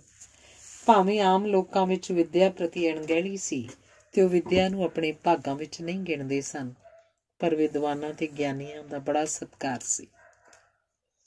ਇੱਕ ਵਾਰੀ ਸਕੂਲ 'ਚ ਇੱਕ ਵਿਦਿਆਰਥੀ ਮਰ ਗਿਆ ਤੇ ਸਭ ਪਾਸੇ ਇਹ ਗੱਲ ਧੁੰਮ ਗਈ ਕਿ ਪੜ੍ਹਨ ਨਾਲ ਦਿਲ ਕਮਜ਼ੋਰ ਹੋ ਜਾਂਦਾ ਹੈ। ਇੱਕ ਟੱਪਰੀਵਾਸ ਆਪਣੇ ਪੁੱਤਰ ਨੂੰ ਕਹਿ ਰਿਹਾ ਸੀ, ਜੇ ਤੂੰ ਰੋਜ਼ੀ ਕਮਾਉਣ ਲਈ ਜਾਦੂ ਟੂਣਾ ਨਹੀਂ ਸਿੱਖੇਂਗਾ ਤਾਂ ਮੈਂ ਤੈਨੂੰ ਸਕੂਲੇ ਦਾਖਲ ਕਰਵਾ ਦਿਆਂਗਾ। ਤੂੰ ਪੜ੍ਹ ਲਿਖ ਜਾਏਂਗਾ ਪਰ ਤੂੰ ਹਮੇਸ਼ਾ ਥੁੜਿਆ ਰਹੇਂਗਾ। ਉਸ ਸਮੇਂ ਕੁਝ ਲੋਕ ਡੇਰਿਆਂ 'ਚ ਪੜ੍ਹ ਲਿਖ ਕੇ ਸੰਤ ਤੇ ਗਿਆਨੀ ਅਖਵਾਉਣ ਲੱਗ ਪੈਂਦੇ ਸਨ। ਉਹ ਰਿਆਸਤਾਂ ਦਾ ਸਮਾਂ ਸੀ ਜਦੋਂ ਰਾਜੇ ਵਿਸ਼ਾਲ ਇਲਾਕੇ ਕਰਕੇ ਨਹੀਂ, ਰੋਹਬ ਤੇ ਨਿਆਂ ਕਰਕੇ ਜਾਣੇ ਜਾਂਦੇ ਸਨ। ਰਾਜੇ ਤਾਂ ਪੰਜਾਬ ਦੇ ਹੀ ਫੱਬਦੇ ਸਨ, ਜਦੋਂ ਕਿ ਬਾਕੀ ਰਾਜੇ ਤਾਂ ਕੰਨਾਂ ਵਿੱਚੋਂ ਮੈਲ ਕੱਢਣ ਵਾਲੇ ਹੀ ਲੱਗਦੇ ਸਨ। ਦੁਖੀ ਲੋਕ ਰਾਜੇ ਦਾ ਇਲਾਕਾ ਛੱਡ ਜਾਂਦੇ ਸਨ ਤੇ ਇਸ ਗੱਲ ਨੂੰ ਰਾਜੇ ਲਈ ਸਰਾਪ ਸਮਝਿਆ ਜਾਂਦਾ ਸੀ। ਚੰਗੇ ਰਾਜਿਆਂ ਦੇ ਨਿਆਂ ਦੀਆਂ ਗੱਲਾਂ ਲੋਕ ਸੱਥਾਂ 'ਚ ਬਹਿ ਕੇ ਕਰਿਆ ਕਰਦੇ ਸਨ। ਇੱਕ ਵਾਰੀ ਇੱਕ ਮਜ਼ਦੂਰ ਦੀ ਸੋਹਣੀ ਪਤਨੀ ਨੂੰ ਲਾਲਚ ਦੇ ਕੇ ਇੱਕ ਪਟਵਾਰੀ ਨੇ ਉਧਾਲ ਲਿਆ। ਫਰਿਆਦ ਹੋਣ ਉੱਤੇ ਰਾਜੇ ਨੇ ਮਜ਼ਦੂਰ ਨੂੰ ਕਿਹਾ, ਮੈਂ ਪਿੰਡ ਆ ਕੇ ਇਨਸਾਫ ਕਰਾਂਗਾ। ਦੋਵੇਂ ਧਿਰਾਂ ਨੂੰ ਸੁਣਨ ਉਪਰੰਤ ਜਦੋਂ ਰਾਜਾ ਫੈਸਲਾ ਲਿਖਣ ਲੱਗਾ ਤਾਂ ਵੇਖਿਆ ਪਾਣੀ ਦੀ ਘਾਟ ਕਾਰਨ ਦਵਾਤ 'ਚ ਸਿਆਹੀ ਗਾੜੀ ਹੋ ਗਈ ਸੀ। ਸੋ ਪਾਣੀ ਲਈ ਕਹੇ ਜਾਣ ਤੇ ਪਟਵਾਰੀ ਵੱਲੋਂ ਉਧਾੜੀ ਉਸ ਇਸਤਰੀ ਨੇ ਲਿਆਂਦੀ ਪਾਣੀ ਦੀ ਕੌਲੀ ਸਾਰੀ ਦਵਾਤ 'ਚ ਉਲਟਾ ਦਿੱਤੀ। ਰਾਜੇ ਨੇ ਫੈਸਲਾ ਦਿੱਤਾ ਕਿ ਉਹ ਇਸਤਰੀ ਪਟਵਾਰੀ ਦੀ ਪਤਨੀ ਨਹੀਂ ਹੋ ਸਕਦੀ, ਕਿਉਂਕਿ ਜੇ ਉਹ ਹੁੰਦੀ ਤਾਂ ਉਹਨੂੰ ਪਤਾ ਹੋਣਾ ਸੀ ਕਿ ਦਵਾਤ 'ਚ ਕਿੰਨਾ ਪਾਣੀ ਪਾਉਣਾ ਹੈ। ਪੁਰਾਣੇ ਜ਼ਮਾਨੇ ਵਿੱਚ ਰੁੱਖ ਮਨੁੱਖ ਦੇ ਦੁੱਖਾਂ ਭੁੱਖਾਂ, ਰੋਗਾਂ ਸੋਗਾਂ ਦਾ ਸਹੀ ਤੇ ਸੁਖਾਵਾਂ ਇਲਾਜ ਹੁੰਦੇ ਸਨ। ਜ਼ਬਾਨ ਦੇ ਪੱਕੇ ਤੇ ਵੈਰ ਤੋਂ ਬਿਨਾਂ ਵਿਰੋਧ ਕਰਨ ਵਾਲੇ ਲੋਕ ਜਿਹੋ ਜਿਹੀ ਹਵਾ ਚੱਲਦੀ ਉਹੋ ਜਿਹਾ ਓਹਲਾ ਕਰ ਲਿਆ ਕਰਦੇ ਸਨ। ਦਰਿਆ ਪਿੰਡਾਂ ਵਿੱਚੋਂ ਲੰਘਦੇ ਸਨ ਤੇ ਕਈ ਵਾਰੀ ਘਰ ਪਹੁੰਚਣ ਵਾਸਤੇ ਦਰਿਆ 'ਚੋਂ ਲੰਘਣਾ ਪੈਂਦਾ ਸੀ। ਕਥਾਕਾਰਾਂ, ਕਵੀਸ਼ਰਾਂ, ਢਾਡੀਆਂ ਨੂੰ ਸੁਣਨ ਲਈ ਲੋਕ ਦੂਰ ਦੂਰ ਤੱਕ ਚਲੇ ਜਾਂਦੇ ਸਨ। ਉਦੋਂ ਸਿਆਣਪ ਨਾਲ ਗਰੀਬੀ ਤੋਂ ਛੁਟਕਾਰਾ ਪਾਉਣ ਵਾਲੇ ਪ੍ਰਸਿੱਧ ਹੋ ਜਾਂਦੇ ਸਨ। ਉਦੋਂ ਹਰ ਕਿਸੇ ਦਾ ਵਿਹਾਰ ਖੁੱਲ੍ਹਾ ਡੁੱਲਾ ਤੇ ਮਸ਼ਕਰੀ ਭਰਪੂਰ ਸੀ। ਇੱਕ ਵਾਰੀ ਇੱਕ ਸ਼ਹਿਰੀ ਡਾਕਟਰ ਨੇ ਇੱਕ ਬਿਮਾਰ ਕਿਸਾਨ ਨੂੰ ਕਿਹਾ ਕਿ ਅੱਗੋਂ ਮੱਖਣ, ਘਿਓ, ਪਿੰਨੀਆਂ, ਪੰਜੀਰੀ, ਖੀਰ, ਕੜਾਹ ਆਦਿ ਨਹੀਂ ਖਾਣਾ। ਤਾਂ ਕਿਸਾਨ ਨੇ ਕਿਹਾ, ਫਿਰ ਤਾਂ ਗੋਹਾ ਹੀ ਬਚਿਆ, ਉਹ ਖਾ ਲਿਆ ਕਰਾਂ। ਰਾਮਾਇਣ ਦੀ ਕਥਾ ਸੁਣ ਕੇ ਇੱਕ ਪੇਂਡੂ ਇਸਤਰੀ ਨੇ ਕਿਹਾ, ਗੱਲ ਤਾਂ ਨਿੱਕੀ ਜਿਹੀ ਸੀ, ਪਰ ਪੰਡਤ ਮਹੀਨਾ ਭਰ ਗੱਲਾਂ 'ਚੋਂ ਗੱਲਾਂ ਕੱਢਦਾ ਰਿਹਾ ਸੀ। ਪੁਰਾਣੇ ਜ਼ਮਾਨੇ 'ਚ ਸਿਆਣੇ ਲੱਗਣ ਦੇ ਚਾਅ 'ਚ ਕਈ ਜਵਾਨੀ ਵਿੱਚ ਹੀ ਬਜ਼ੁਰਗਾਂ ਵਾਲਾ ਪਹਿਰਾਵਾ ਅਪਣਾ ਲੈਂਦੇ ਸਨ। ਮਰਾਸੀ, ਅਮਲੀ ਤੇ ਛੜੇ ਪਿੰਡ ਦੀ ਰੌਣਕ ਹੁੰਦੇ ਸਨ। ਪਿੰਡ 'ਚ ਜਦੋਂ ਵੀ ਕੋਈ ਬਾਹਰਲਾ ਆਉਂਦਾ, ਉਹਦਾ ਹਾਲ ਚਾਲ ਸਭ ਤੋਂ ਪਹਿਲਾਂ ਪਿੰਡ ਦੇ ਕੁੱਤੇ ਹੀ ਪੁੱਛਦੇ ਸਨ। ਪਿੰਡਾਂ ਵਿੱਚ ਹਰ ਇੱਕ ਨਵੀਂ ਗੱਲ ਦਾ ਮਖੌਲ ਉਡਾਇਆ ਜਾਂਦਾ ਸੀ। ਜੇ ਕਿਸੇ ਦੀ ਅੱਲ ਪੈ ਜਾਂਦੀ ਤਾਂ ਪਰਿਵਾਰ ਨਾਲ ਪੀੜ੍ਹੀਆਂ ਤੱਕ ਜੁੜੀ ਰਹਿੰਦੀ ਸੀ। ਪੁਰਾਣੇ ਜ਼ਮਾਨੇ 'ਚ ਇਲਾਜ ਦੀਆਂ ਸਹੂਲਤਾਂ ਘੱਟ ਹੋਣ ਕਾਰਨ ਟੀਰੇ, ਕਾਣੇ, ਟੁੰਡੇ, ਲੰਗੜੇ, ਕੁੱਬੇ ਆਦਿ ਆਮ ਸਨ। ਹਰ ਪਰਿਵਾਰ 'ਚ 6-7 ਬੱਚੇ ਹੋਣ ਕਰਕੇ ਉਹਨਾਂ ਦੇ ਜਿਉਂਦੇ ਰਹਿਣ ਬਾਰੇ ਮਾਪਿਆਂ ਦੀ ਚਿੰਤਾ ਵੰਡੀ ਜਾਂਦੀ ਸੀ। ਹਰ ਕਿਸੇ ਨੂੰ ਚਾਚਾ, ਤਾਇਆ, ਭੂਆ, ਮਾਸੀ ਕਹਿ ਕੇ ਬੁਲਾਇਆ ਜਾਂਦਾ ਸੀ ਤੇ ਘਰਾਂ ਅੰਦਰ ਹਰ ਵੇਲੇ ਭਾਬੋ ਭਾਬੋ, ਬੀਬੋ ਬੀਬੋ ਹੁੰਦੀ ਰਹਿੰਦੀ ਸੀ। ਉਦੋਂ ਚਰਿੱਤਰ ਇੱਕ ਵੱਡਾ ਗੁਣ ਸੀ ਤੇ ਆਪਣੇ ਧਰਮ 'ਚ ਪੱਕੇ ਹੋਣ ਤੋਂ ਬਿਨਾਂ ਕਿਸੇ ਦਾ ਸਤਿਕਾਰ ਸੰਭਵ ਨਹੀਂ ਸੀ। ਉਦੋਂ ਪੱਕੀਆਂ ਇੱਟਾਂ ਦਾ ਪਹਿਲਾ ਗੁਰਦੁਆਰਾ ਮੰਦਿਰ ਹੀ ਬਣਦਾ ਸੀ। ਇੱਕ ਵਾਰੀ ਕੱਚੇ ਗੁਰਦੁਆਰੇ ਦੇ ਸਾਹਮਣੇ ਦੋ ਭਰਾਵਾਂ ਨੇ ਪੱਕੀਆਂ ਇੱਟਾਂ ਦੇ ਚੁਬਾਰੇ ਪਾਏ ਤੇ ਸੰਯੋਗ ਵਸ ਦੋਵੇਂ ਮਰ ਗਏ। ਸੋ ਸਹਿਮ ਫੈਲ ਗਿਆ ਕਿ ਜਿਹੜਾ ਚੁਬਾਰਾ ਪਾਏਗਾ ਉਹ ਮਰ ਜਾਏਗਾ। ਕੁਝ ਅਰਸੇ ਮਗਰੋਂ ਇੱਕ ਸਾਬਕਾ ਫੌਜੀ ਜਦੋਂ ਪੱਕੀਆਂ ਇੱਟਾਂ ਦਾ ਚੁਬਾਰਾ ਪਾਉਣ ਲੱਗਾ ਤਾਂ ਸਾਰੇ ਪਿੰਡ ਦੀ ਰਾਏ ਸੀ, ਵੇਖੋ ਮੌਤ ਬੰਦੇ ਨੂੰ ਕਿਵੇਂ ਖਿੱਚ ਲਿਆਈ ਹੈ। ਲੜਾਈ 'ਚੋਂ ਬਚ ਗਿਆ ਪਰ ਚੁਬਾਰੇ ਨੇ ਮਾਰ ਦੇਣਾ। ਜਦੋਂ ਫੌਜੀ ਨੂੰ ਕੁਝ ਨਾ ਹੋਇਆ ਤਾਂ ਸਾਰਿਆਂ ਨੇ ਚੁਬਾਰੇ ਪਾ ਲਏ। ਉਦੋਂ ਲੋਕ ਸ਼ੇਰ ਵਾਂਗ ਪਹਿਲ ਨਹੀਂ ਸੀ ਕਰਦੇ, ਪਰ ਭੇਡਾਂ ਬਣਨ ਵਿੱਚ ਸਦਾ ਅੱਵਲ ਰਹਿੰਦੇ ਸਨ। ਲੋਕ ਬਹਿਸ ਨਹੀਂ ਸਨ ਕਰਦੇ, ਦੂਜੇ ਦੀ ਗੱਲ ਮੰਨ ਲੈਂਦੇ ਸਨ। ਇੱਕ ਵਾਰੀ ਕੀਰਤਨ ਦੌਰਾਨ ਗੁਰਦੁਆਰੇ 'ਚ ਇੱਕ ਸੱਪ ਆ ਕੇ ਫਣ ਖਿਲਾਰ ਕੇ ਬਹਿ ਗਿਆ। ਜਦੋਂ ਸੱਪ ਨੂੰ ਮਾਰਨ ਬਾਰੇ ਕਾਵਾਂ ਰੌਲੀ ਪੈ ਰਹੀ ਸੀ ਤਾਂ ਇੱਕ ਨੇ ਕਿਹਾ, ਮਾਰਨਾ ਨਹੀਂ, ਇਹ ਕੀਰਤਨ ਸੁਣਨ ਆਇਆ, ਤੇ ਸਾਰਿਆਂ ਨੇ ਸੱਪ ਨੂੰ ਨਾ ਮਾਰਨ ਦੀ ਉਸ ਬ੍ਰਹਮ ਗਿਆਨੀ ਦੀ ਗੱਲ ਮੰਨ ਲਈ ਸੀ। ਜਦੋਂ ਭੋਗ ਪੈ ਗਿਆ ਤਾਂ ਉਸ ਸੱਪ ਨੂੰ ਇੱਕ ਬੋਰੀ 'ਚ ਫੜ ਕੇ 5 ਪਿਆਰੇ ਦੂਰ ਛੱਡ ਆਏ ਸਨ। ਪਿੰਡਾਂ 'ਚ ਜਦੋਂ ਤੱਕ ਨਵਾਂ ਸਾਧ ਨਹੀਂ ਸੀ ਆ ਜਾਂਦਾ, ਲੋਕ ਆਏ ਹੋਏ ਸਾਧ ਨੂੰ ਜਾਣ ਨਹੀਂ ਸਨ ਦਿੰਦੇ। ਇੱਕ ਵਾਰੀ ਇੱਕ ਸਾਧ ਨੇ ਕਿਹਾ ਕਿ ਜਿਹੜਾ ਇੱਕ ਪੁਰਾਣੀ ਸਮਾਧ ਨੂੰ 7 ਐਤਵਾਰ ਆਪ ਤਾਜ਼ੇ ਗੋਬਰ ਨਾਲ ਲਿਪੇਗਾ, ਉਹਦੀਆਂ ਮੁਰਾਦਾਂ ਪੂਰੀਆਂ ਹੋਣਗੀਆਂ। ਇਵੇਂ ਲੋਕਾਂ ਨੂੰ ਕੰਮ ਲੱਗ ਪਿਆ। ਕੋਈ ਨਾ ਕੋਈ ਵਿਘਨ ਪੈ ਜਾਂਦਾ ਸੀ। 7 ਐਤਵਾਰ ਪੂਰੇ ਨਹੀਂ ਸਨ ਹੁੰਦੇ, ਪਰ ਲੋਕ ਹਟਦੇ ਨਹੀਂ ਸਨ। ਜਿਨ੍ਹਾਂ ਦੀ ਮੁਰਾਦ ਪੂਰੀ ਹੋ ਜਾਂਦੀ, ਜਿਹੜੀ ਅਕਸਰ ਸੰਤਾਨ ਪ੍ਰਾਪਤੀ ਬਾਰੇ ਹੀ ਹੁੰਦੀ ਸੀ, ਉਹ ਬੈਂਡ ਵਾਜੇ ਨਾਲ ਧੰਨਵਾਦ ਕਰਨ ਆਉਂਦੇ ਤੇ ਇਵੇਂ ਬਾਕੀਆਂ ਦਾ ਵਿਸ਼ਵਾਸ ਬਣਿਆ ਰਹਿੰਦਾ ਸੀ। ਸੰਗਰਾਂਦ, ਮੱਸਿਆ, ਪੂਰਨਮਾਸ਼ੀ ਆਦਿ ਵਿਸ਼ੇਸ਼ ਦਿਨ ਸਮਝੇ ਜਾਂਦੇ ਸਨ। ਪੁਰਾਣੇ ਜ਼ਮਾਨੇ ਦੇ ਲੋਕ ਖਾਣ ਤੋਂ ਪਹਿਲਾਂ ਵਾਹਿਗੁਰੂ ਦਾ ਧੰਨਵਾਦ ਕਰਕੇ ਆਪਣੇ ਭੋਜਨ ਨੂੰ ਹੋਰ ਸੁਆਦਲਾ ਬਣਾ ਲੈਂਦੇ ਸਨ। ਲੋਕ ਦੀਵੇ ਨੂੰ ਫੂਕ ਮਾਰ ਕੇ ਜਾਂ ਚੁੱਲ੍ਹੇ ਨੂੰ ਜੂਠੇ ਪਾਣੀ ਨਾਲ ਨਹੀਂ ਸਨ ਬੁਝਾਉਂਦੇ। ਉਸ ਵੇਲੇ ਵੀ ਚੋਰੀਆਂ ਹੁੰਦੀਆਂ ਸਨ, ਡਾਕੇ ਪੈਂਦੇ ਸਨ, ਪਰ ਜੀਵਨ ਦਾ ਮੁੱਖ ਵਰਤਾਰਾ ਪਰਉਪਕਾਰ ਤੇ ਕੁਰਬਾਨੀ ਵਾਲਾ ਸੀ। ਇੱਕ ਵਾਰੀ ਲੁੱਟੇ ਜਾਣ ਮਗਰੋਂ ਇੱਕ ਸਾਊ ਬੰਦਾ ਕਹਿ ਰਿਹਾ ਸੀ, ਪਰਮਾਤਮਾ ਦਾ ਸ਼ੁਕਰ ਹੈ ਕਿ ਮੈਨੂੰ ਪਹਿਲੀ ਵਾਰੀ ਲੁੱਟਿਆ ਗਿਆ ਤੇ ਮੈਨੂੰ ਇਸ ਗੱਲ ਦੀ ਤਸੱਲੀ ਹੈ ਕਿ ਡਾਕੂਆਂ ਨੇ ਮੈਨੂੰ ਲੁੱਟਿਆ ਹੈ, ਮੈਂ ਉਹਨਾਂ ਨੂੰ ਨਹੀਂ ਲੁੱਟਿਆ। ਪੁਰਾਣੇ ਜ਼ਮਾਨੇ 'ਚ ਤ੍ਰਿੰਜਣਾਂ ਦੀ ਸਾਂਝ ਕਾਰਨ ਸਹੇਲੀਆਂ ਭੈਣਾਂ ਵਰਗੀਆਂ ਤੇ ਭੈਣਾਂ ਸਹੇਲੀਆਂ ਵਰਗੀਆਂ ਹੁੰਦੀਆਂ ਸਨ। ਰੋਂਦੀ ਇੱਕ ਸੀ, ਗੱਲਾਂ ਸਾਰੀਆਂ ਦੀਆਂ ਭਿੱਜ ਜਾਂਦੀਆਂ ਸਨ। ਜਿਨ੍ਹਾਂ ਦੀਆਂ ਸ਼ਾਮ ਨੂੰ ਕੁੜਮਾਈਆਂ ਹੋਣੀਆਂ ਹੁੰਦੀਆਂ, ਉਹ ਵੀ ਆਪ ਸਵੇਰੇ ਘਰਾਂ ਦੇ ਬਨੇਰੇ ਲਿਪ ਰਹੀਆਂ ਹੁੰਦੀਆਂ ਸਨ। ਉਹ ਸਤਵੰਤੀ ਤੇ ਧਨਵੰਤੀ ਧੀਆਂ ਕੁਝ ਵੀ ਅਜਿਹਾ ਨਹੀਂ ਸਨ ਕਰਦੀਆਂ ਜਿਸ ਨਾਲ ਬਾਬਲ ਦੀ ਪੱਗ ਢਿੱਲੀ ਹੁੰਦੀ ਹੋਵੇ। ਤੇਰਾ ਭਾਈ ਜੀਵੇ, ਤੇਰਾ ਸਾਈਂ ਜੀਵੇ ਦੀਆਂ ਅਸੀਸਾਂ ਦੇਣ ਵਾਲੀ ਵਿਧਵਾ ਇਸਤਰੀ ਦਾ ਚਰਖੇ ਵਰਗਾ ਕੋਈ ਹੋਰ ਹਮਦਰਦ ਨਹੀਂ ਸੀ ਹੁੰਦਾ। ਉਦੋਂ ਲੋਕ ਕਿਸੇ ਨਾ ਕਿਸੇ ਤੀਰਥ ਯਾਤਰਾ ਤੇ ਟੁਰੇ ਹੀ ਰਹਿੰਦੇ ਸਨ। ਭਾਵੇਂ ਜੀਵਨ ਬੜਾ ਕਠਿਨ ਸੀ, ਪਰ ਕੋਈ ਆਤਮਘਾਤ ਨਹੀਂ ਸੀ ਕਰਦਾ। ਮਾਲਵੇ ਦੇ ਰੇਤਲੇ ਟਿੱਬਿਆਂ 'ਚੋਂ ਲੰਘਣਾ ਆਪਣੇ ਆਪ ਵਿੱਚ ਇੱਕ ਮੁਹਿੰਮ ਸੀ।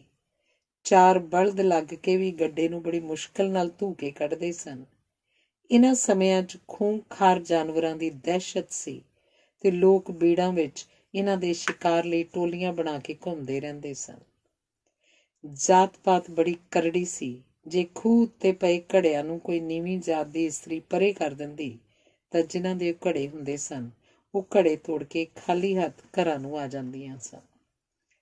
ਬੋੜਾਂ ਪਿੱਪਲਾਂ ਦੀ ਛਾਂ ਥੱਲੇ ਕੁਸ਼ਤੀਆਂ ਕਰਦੇ ਮੁੰਡੇ ਤੇ ਗੀਟੇ ਪੀਚੋ ਖੇਡਦੀਆਂ ਕੁੜੀਆਂ ਦਿਨਾਂ ਵਿੱਚ ਹੀ ਕੱਦ ਕੱਢ ਲੈਂਦੀਆਂ ਸਨ।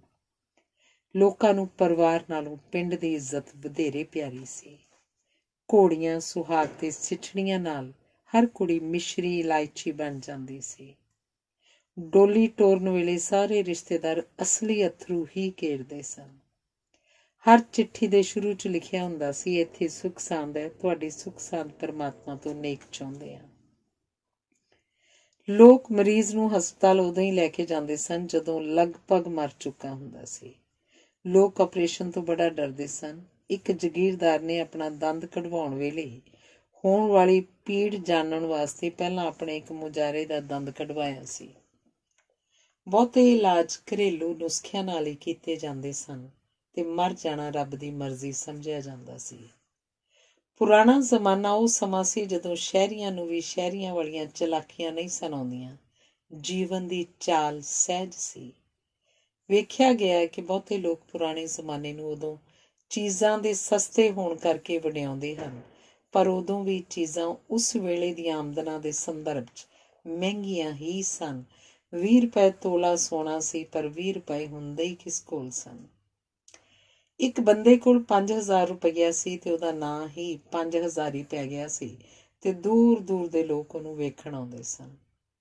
ਦੂਜਾ ਸੰਸਾਰ ਯੁੱਧ ਮੁੱਕਣ, ਦੇਸ਼ ਆਜ਼ਾਦ ਹੋਣ, ਹਿਮਾਲਾ ਦੀ ਚੋਟੀ ਨੂੰ ਫਤਿਹ ਕਰਨ, ਗਾਂਧੀ ਜੀ ਦੇ ਮਾਰੇ ਜਾਣ ਆਦਿ ਦੀ ਖਬਰ ਦੇਸ਼ ਵਿੱਚ ਜੰਗਲ ਦੀ ਅੱਗ ਵਾਂਗ ਫੈਲੀ ਸੀ।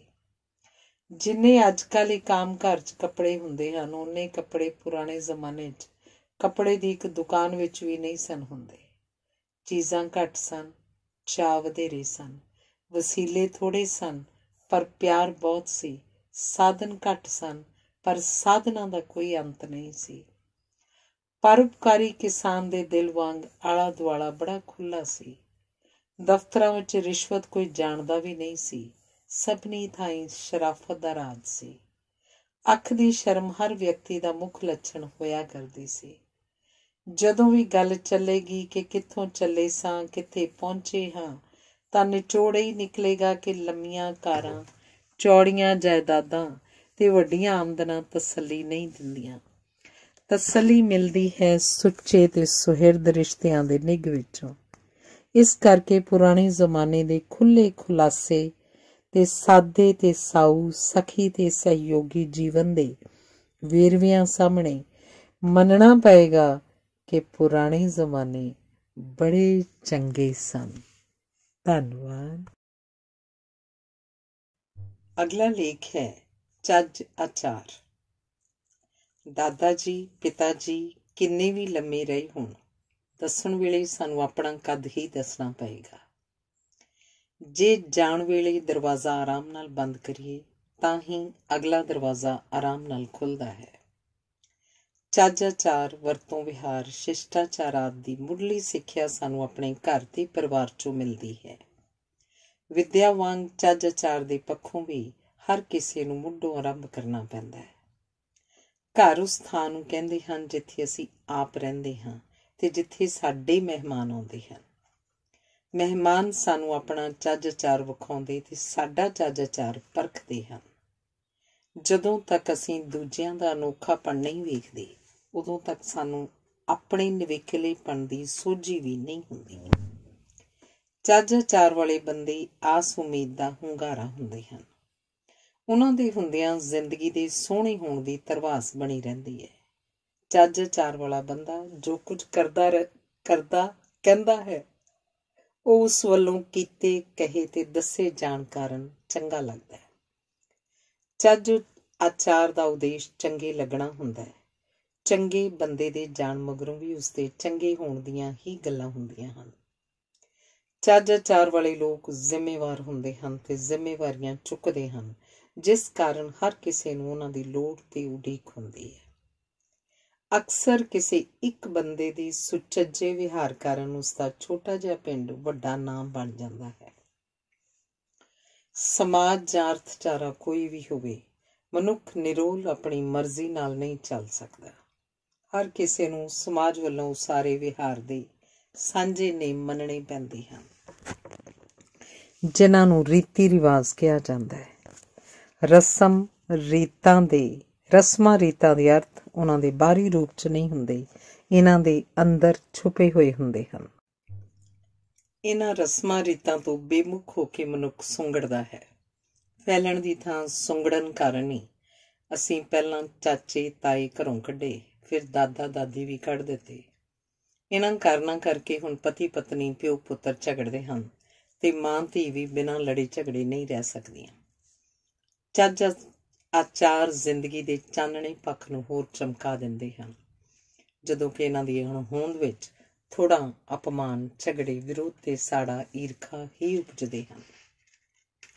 ਹੁਣ ਇੱਕ ਮਿਹਨਤ ਕਰਦਾ ਹੈ ਤੇ ਸੈਂਕੜੇ ਸੁਪਨੇ ਵੇਖਦੇ ਹਨ। ਇੱਕ ਚਾਹੁੰਦਾ ਹੈ ਕਿ ਮੈਂ ਮਿਹਨਤ ਨਾਲ ਕਰੋੜਪਤੀ ਬਣਾ, ਪਰ 50 ਚਾਹੁੰਣਗੇ ਕਿ ਕਿਧਰੋਂ ਕਰੋੜ ਰੁਪਏ ਹੀ ਲੱਭ ਪੈਣ। ਅਸੀਂ ਸਮਾਜ ਦਾ ਅੰਗ ਇਸ ਲਈ ਬਣਨਾ ਚਾਹੁੰਦੇ ਹਾਂ ਕਿਉਂਕਿ ਸਾਡੇ ਵਿੱਚ ਵੱਡੇ ਹੋਣ ਤੇ ਫੈਲਣ ਦੀ ਇੱਛਾ ਹੁੰਦੀ ਹੈ ਤੇ ਸਮਾਜ ਸਾਨੂੰ ਵਿਕਾਸ ਕਰਨ ਲਈ ਸਹੂਲਤਾਂ ਪ੍ਰਦਾਨ ਕਰਦਾ ਹੈ। ਮਨੁੱਖ ਦਾ ਸਮਾਜ ਨਾਲ ਉਹੀ ਸੰਬੰਧ ਹੈ ਜੋ ਬੈਟਰੀ ਦਾ ਕਾਰ ਨਾਲ ਹੁੰਦਾ ਹੈ। ਬੈਟਰੀ ਕਾਰ ਨੂੰ ਚਲਾਉਂਦੀ ਹੈ ਤੇ ਕਾਰ ਦੇ ਚੱਲਣ ਨਾਲ ਆਪ ਚੱਲਦੀ ਰਹਿੰਦੀ ਹੈ। ਦੋਹਾਂ ਵਿੱਚ ਇੱਕ ਦੂਜੇ ਪ੍ਰਤੀ ਸਹਿਯੋਗ ਤੇ ਸਤਿਕਾਰ ਦੀ ਭਾਵਨਾ ਹੁੰਦੀ ਹੈ। ਭਾਰਤ ਦੇ ਲੋਕ ਧਰਮ ਤੋਂ ਸਿਵਾਏ ਹਰ ਚੀਜ਼ ਜਾਂ ਵਿਹਾਰ ਪ੍ਰਤੀ ਲਾਪਰਵਾਹ ਹਨ, ਪਰ ਹੁਣ ਸਮੁੱਚੇ ਸੰਸਾਰ ਨਾਲ ਵਾਹ ਪੈਣ ਕਰਕੇ ਸਾਰੇ ਸੋਚਣ ਲੱਗ ਪਏ ਹਨ ਕਿ ਜ਼ਿੰਦਗੀ ਤੇ ਸਮਾਜ ਨੂੰ ਚੰਗੇਰਾ ਬਣਾਉਣ ਦੀ ਲੋੜ ਹੈ ਤੇ ਇਹਨਾਂ ਨੂੰ ਸੁਧਾਰਿਆ ਸੰਵਾਰਿਆ ਜਾ ਸਕਦਾ ਹੈ। ਅਸੀਂ ਚਾਹੁੰਦੇ ਹਾਂ ਕਿ ਸਾਡੇ ਨਾਲ ਸਾਊ ਵਿਹਾਰ ਕੀਤਾ ਜਾਏ ਤੇ ਸਾਨੂੰ ਟਿਕਟ ਲੈਣ ਸਮੇਂ ਲੰਮੀ ਕਤਾਰ 'ਚ ਨਾ ਖਲੋਣਾ ਪਵੇ, ਬਿੱਲ ਭਰਨ ਵੇਲੇ ਪਰੇਸ਼ਾਨ ਨਾ ਹੋਣਾ ਪਵੇ, ਦਫ਼ਤਰ ਵਿੱਚ ਕੰਮ ਲਈ ਗੇੜੇ ਨਾ ਲਾਉਣੇ ਪੈਣ। ਵਪਾਰਕ ਖੇਤਰ ਵਿੱਚ ਮੁਕਾਬਲੇ ਕਾਰਨ ਪਰਿਵਰਤਨ ਵਾਪਰਨ ਲੱਗਿਆ ਹੈ। ਕੋਈ ਵੀ ਪਰਿਵਰਤਨ ਸੌਖਿਆਂ ਨਹੀਂ ਵਾਪਰਦਾ, ਪਰ ਪਰਿਵਰਤਨ ਬਿਨਾਂ ਕਿਸੇ ਪ੍ਰਕਾਰ ਦਾ ਕੋਈ ਵਿਕਾਸ ਸੰਭਵ ਨਹੀਂ ਹੁੰਦਾ। ਪੰਜਾਬੀਆਂ 'ਚ ਵੱਡੇ ਗੁਣ ਹਨ। ਵਾਰਨ ਲੱਗਿਆ ਇਹ ਜਾਨ ਦੀ ਵੀ ਪਰਵਾਹ ਨਹੀਂ ਕਰਦੇ। ਇਹਨਾਂ ਤੋਂ ਵੱਡੀਆਂ ਕੁਰਬਾਨੀਆਂ ਕੋਈ ਨਹੀਂ ਕਰ ਸਕਦਾ, ਪਰ ਇਹ ਮੱਧਕਾਲੀ ਸਮਾਜ ਦੇ ਗੁਣ ਸਨ। ਆਧੁਨਿਕ ਸਮਾਜ ਵਿੱਚ ਕੰਮ ਆਉਣ ਵਾਲਾ ਚੱਜ ਆਚਾਰ ਕਿਧਰੇ ਵੀ ਪੰਜਾਬੀਆਂ ਦਾ ਗੁਣ ਜਾਂ ਪਛਾਣ ਨਹੀਂ ਬਣਿਆ। ਕਾਰਨ ਇਹ ਹੈ ਕਿ ਜਦੋਂ ਤੱਕ ਕੋਈ ਕੌਮ ਲੰਮਾ ਅਰਸਾ ਰਾਜ ਨਹੀਂ ਕਰਦੀ, ਉਸ ਕੌਮ ਵਿੱਚ ਚੱਜ ਆਚਾਰ ਦੀ ਆਪਣੀ ਕੋਈ ਨਿਵੇਕਲੀ ਜਾਂ ਮੌਲਿਕ ਪਰੰਪਰਾ ਨਹੀਂ ਉਪਜਦੀ। ਪੰਜਾਬੀਆਂ ਦਾ ਇਤਿਹਾਸ ਰਾਜ ਕਰਨ ਵਾਲਿਆਂ ਦਾ ਇਤਿਹਾਸ ਨਹੀਂ, ਰਾਜ ਦਾ ਵਿਰੋਧ ਕਰਨ ਵਾਲਿਆਂ ਦਾ ਇਤਿਹਾਸ ਹੈ। ਸਾਡੇ ਕੋਲ ਵਿਰੋਧ ਪ੍ਰਗਟਾਉਣ ਵਾਲੀ ਸ਼ਬਦਾਵਲੀ ਹੈ, ਰਾਜ ਕਰਨ ਵਾਲੀ ਸਮਰੱਥਾ ਤੇ ਸ਼ਬਦਾਵਲੀ ਨਹੀਂ ਹੈ। ਚੱਜ ਆਚਾਰ ਦੇ ਪੱਖੋਂ ਅਸੀਂ ਪਹਿਲਾਂ ਹੀ ਪਛੜ ਚੁੱਕੇ ਹਾਂ, ਇਸ ਲਈ ਸਾਨੂੰ ਵਧੇਰੇ ਸੁਚੇਤ ਹੋਣ ਦੀ ਲੋੜ ਹੈ। ਸਿੱਖਿਆ ਤੋਂ ਬਿਨਾਂ ਤੇ ਜੀਵਨ ਦੇ ਸ਼ਹਿਰੀਕਰਨ ਤੋਂ ਬਿਨਾਂ ਚੱਜ ਆਚਾਰ ਨਹੀਂ ਉਪਜਦਾ। ਸਿੱਖਿਆ ਤੋਂ ਬਿਨਾਂ ਪੰਜਾਬੀ ਕਿਸਾਨ ਵੱਡੇ ਵਪਾਰੀ ਤੇ ਸਮਰੱਥ ਕਰਮਚਾਰੀ ਨਹੀਂ ਬਣ ਸਕਦੇ, ਅਤੇ ਜਦੋਂ ਤੱਕ ਇਹ ਵਪਾਰੀ ਨਹੀਂ ਬਣਨਗੇ, ਇਹ ਕਾਰਖਾਨੇਦਾਰ ਨਹੀਂ ਬਣ ਸਕਦੇ। ਕਿਸਾਨ ਤੋਂ ਵਪਾਰੀ, ਕਰਮਚਾਰੀ ਤੇ ਉਸ ਉਪਰੰਤ ਉਦਯੋਗਪਤੀ ਬਣਨਾ ਵਿਕਾਸ ਤੇ ਖੁਸ਼ਹਾਲੀ ਦਾ ਨਿਸ਼ਚਿਤ ਮਾਰਗ ਹੈ। ਇਸ ਮਾਰਗ ਨੂੰ ਅਪਣਾਏ ਬਿਨਾਂ ਜੀਵਨ ਪੱਧਰ ਦਾ ਉੱਚਾ ਉੱਠਣਾ ਤੇ ਬਦਲਦੇ ਸੰਸਾਰ ਤੋਂ ਲਾਭ ਉਠਾਉਣਾ ਸੰਭਵ ਨਹੀਂ ਹੋਏਗਾ।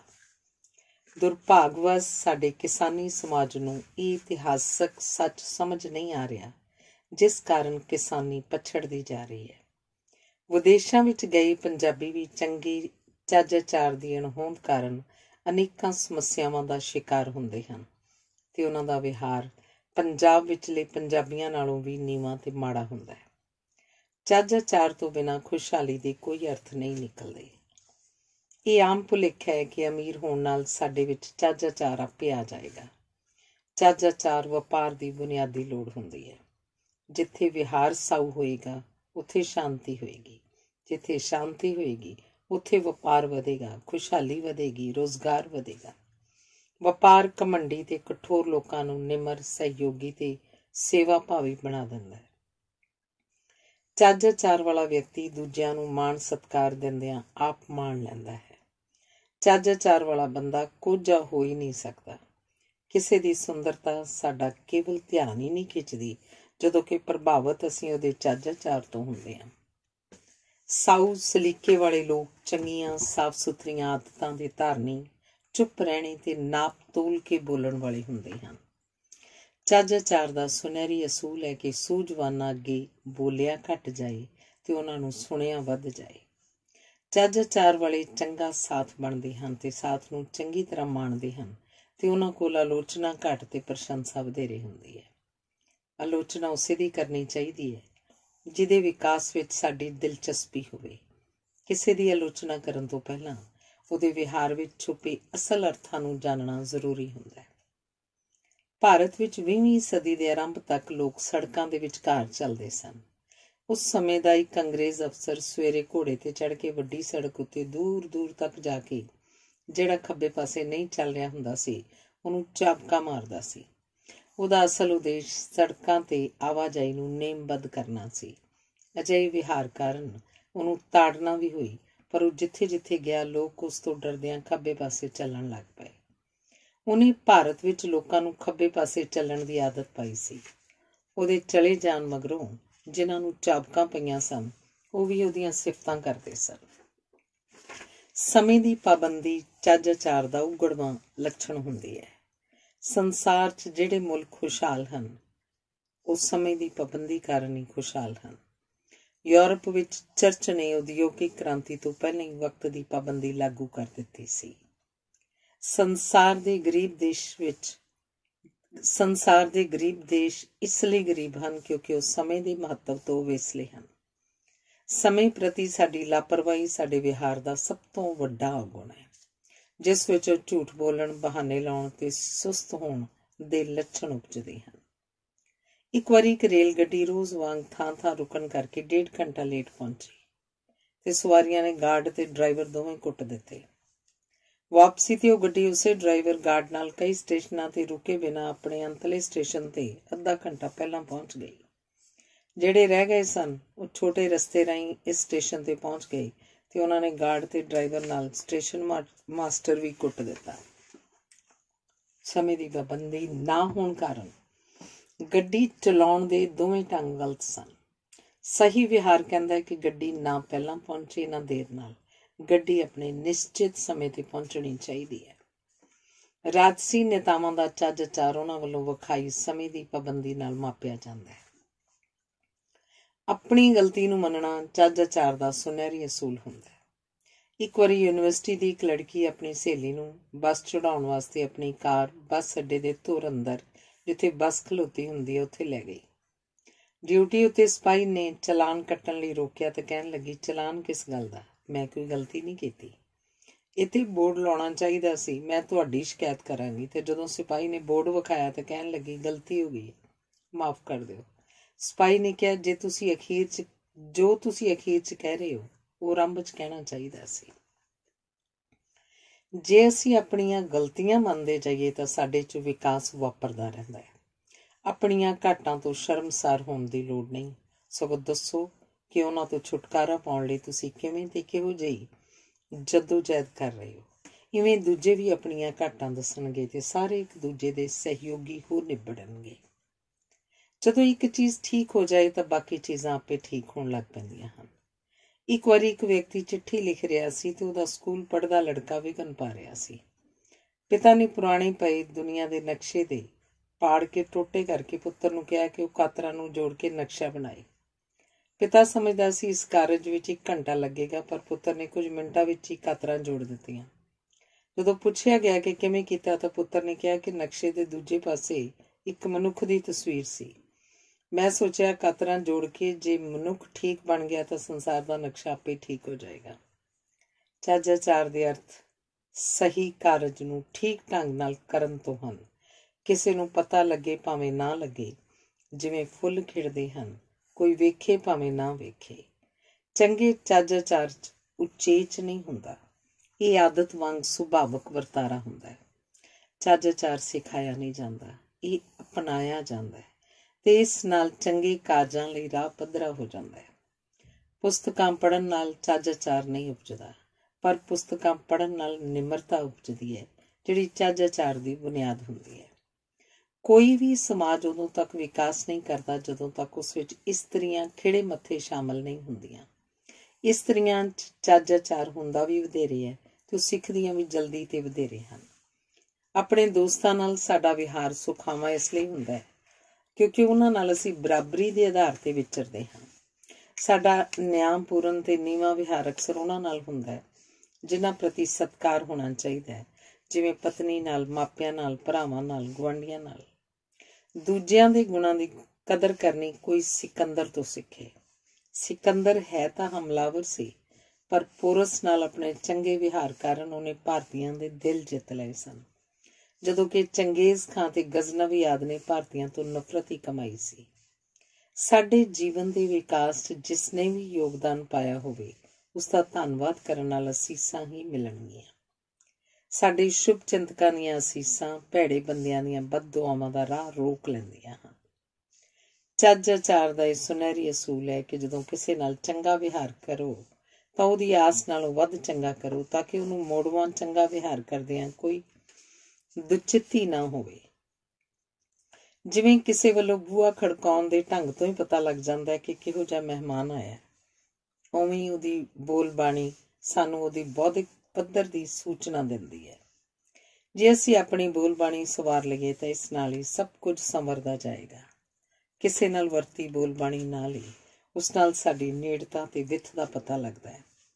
ਇਨਸਾਨੀਅਤ ਚੱਜ ਆਚਾਰ ਦਾ ਹੀ ਦੂਜਾ ਨਾਂ ਹੈ। ਵਾਸਤਵ ਵਿੱਚ ਚੱਜ ਆਚਾਰ ਦਾ ਪੈਮਾਨਾ ਇਹ ਹੈ ਕਿ ਕੋਈ ਇਸਤਰੀਆਂ, ਬੱਚਿਆਂ, ਬਜ਼ੁਰਗਾਂ, ਅਜਨਬੀਆਂ, ਨਿਆਸਰਿਆਂ ਨਾਲ ਕਿਵੇਂ ਵਰਤਦਾ ਹੈ।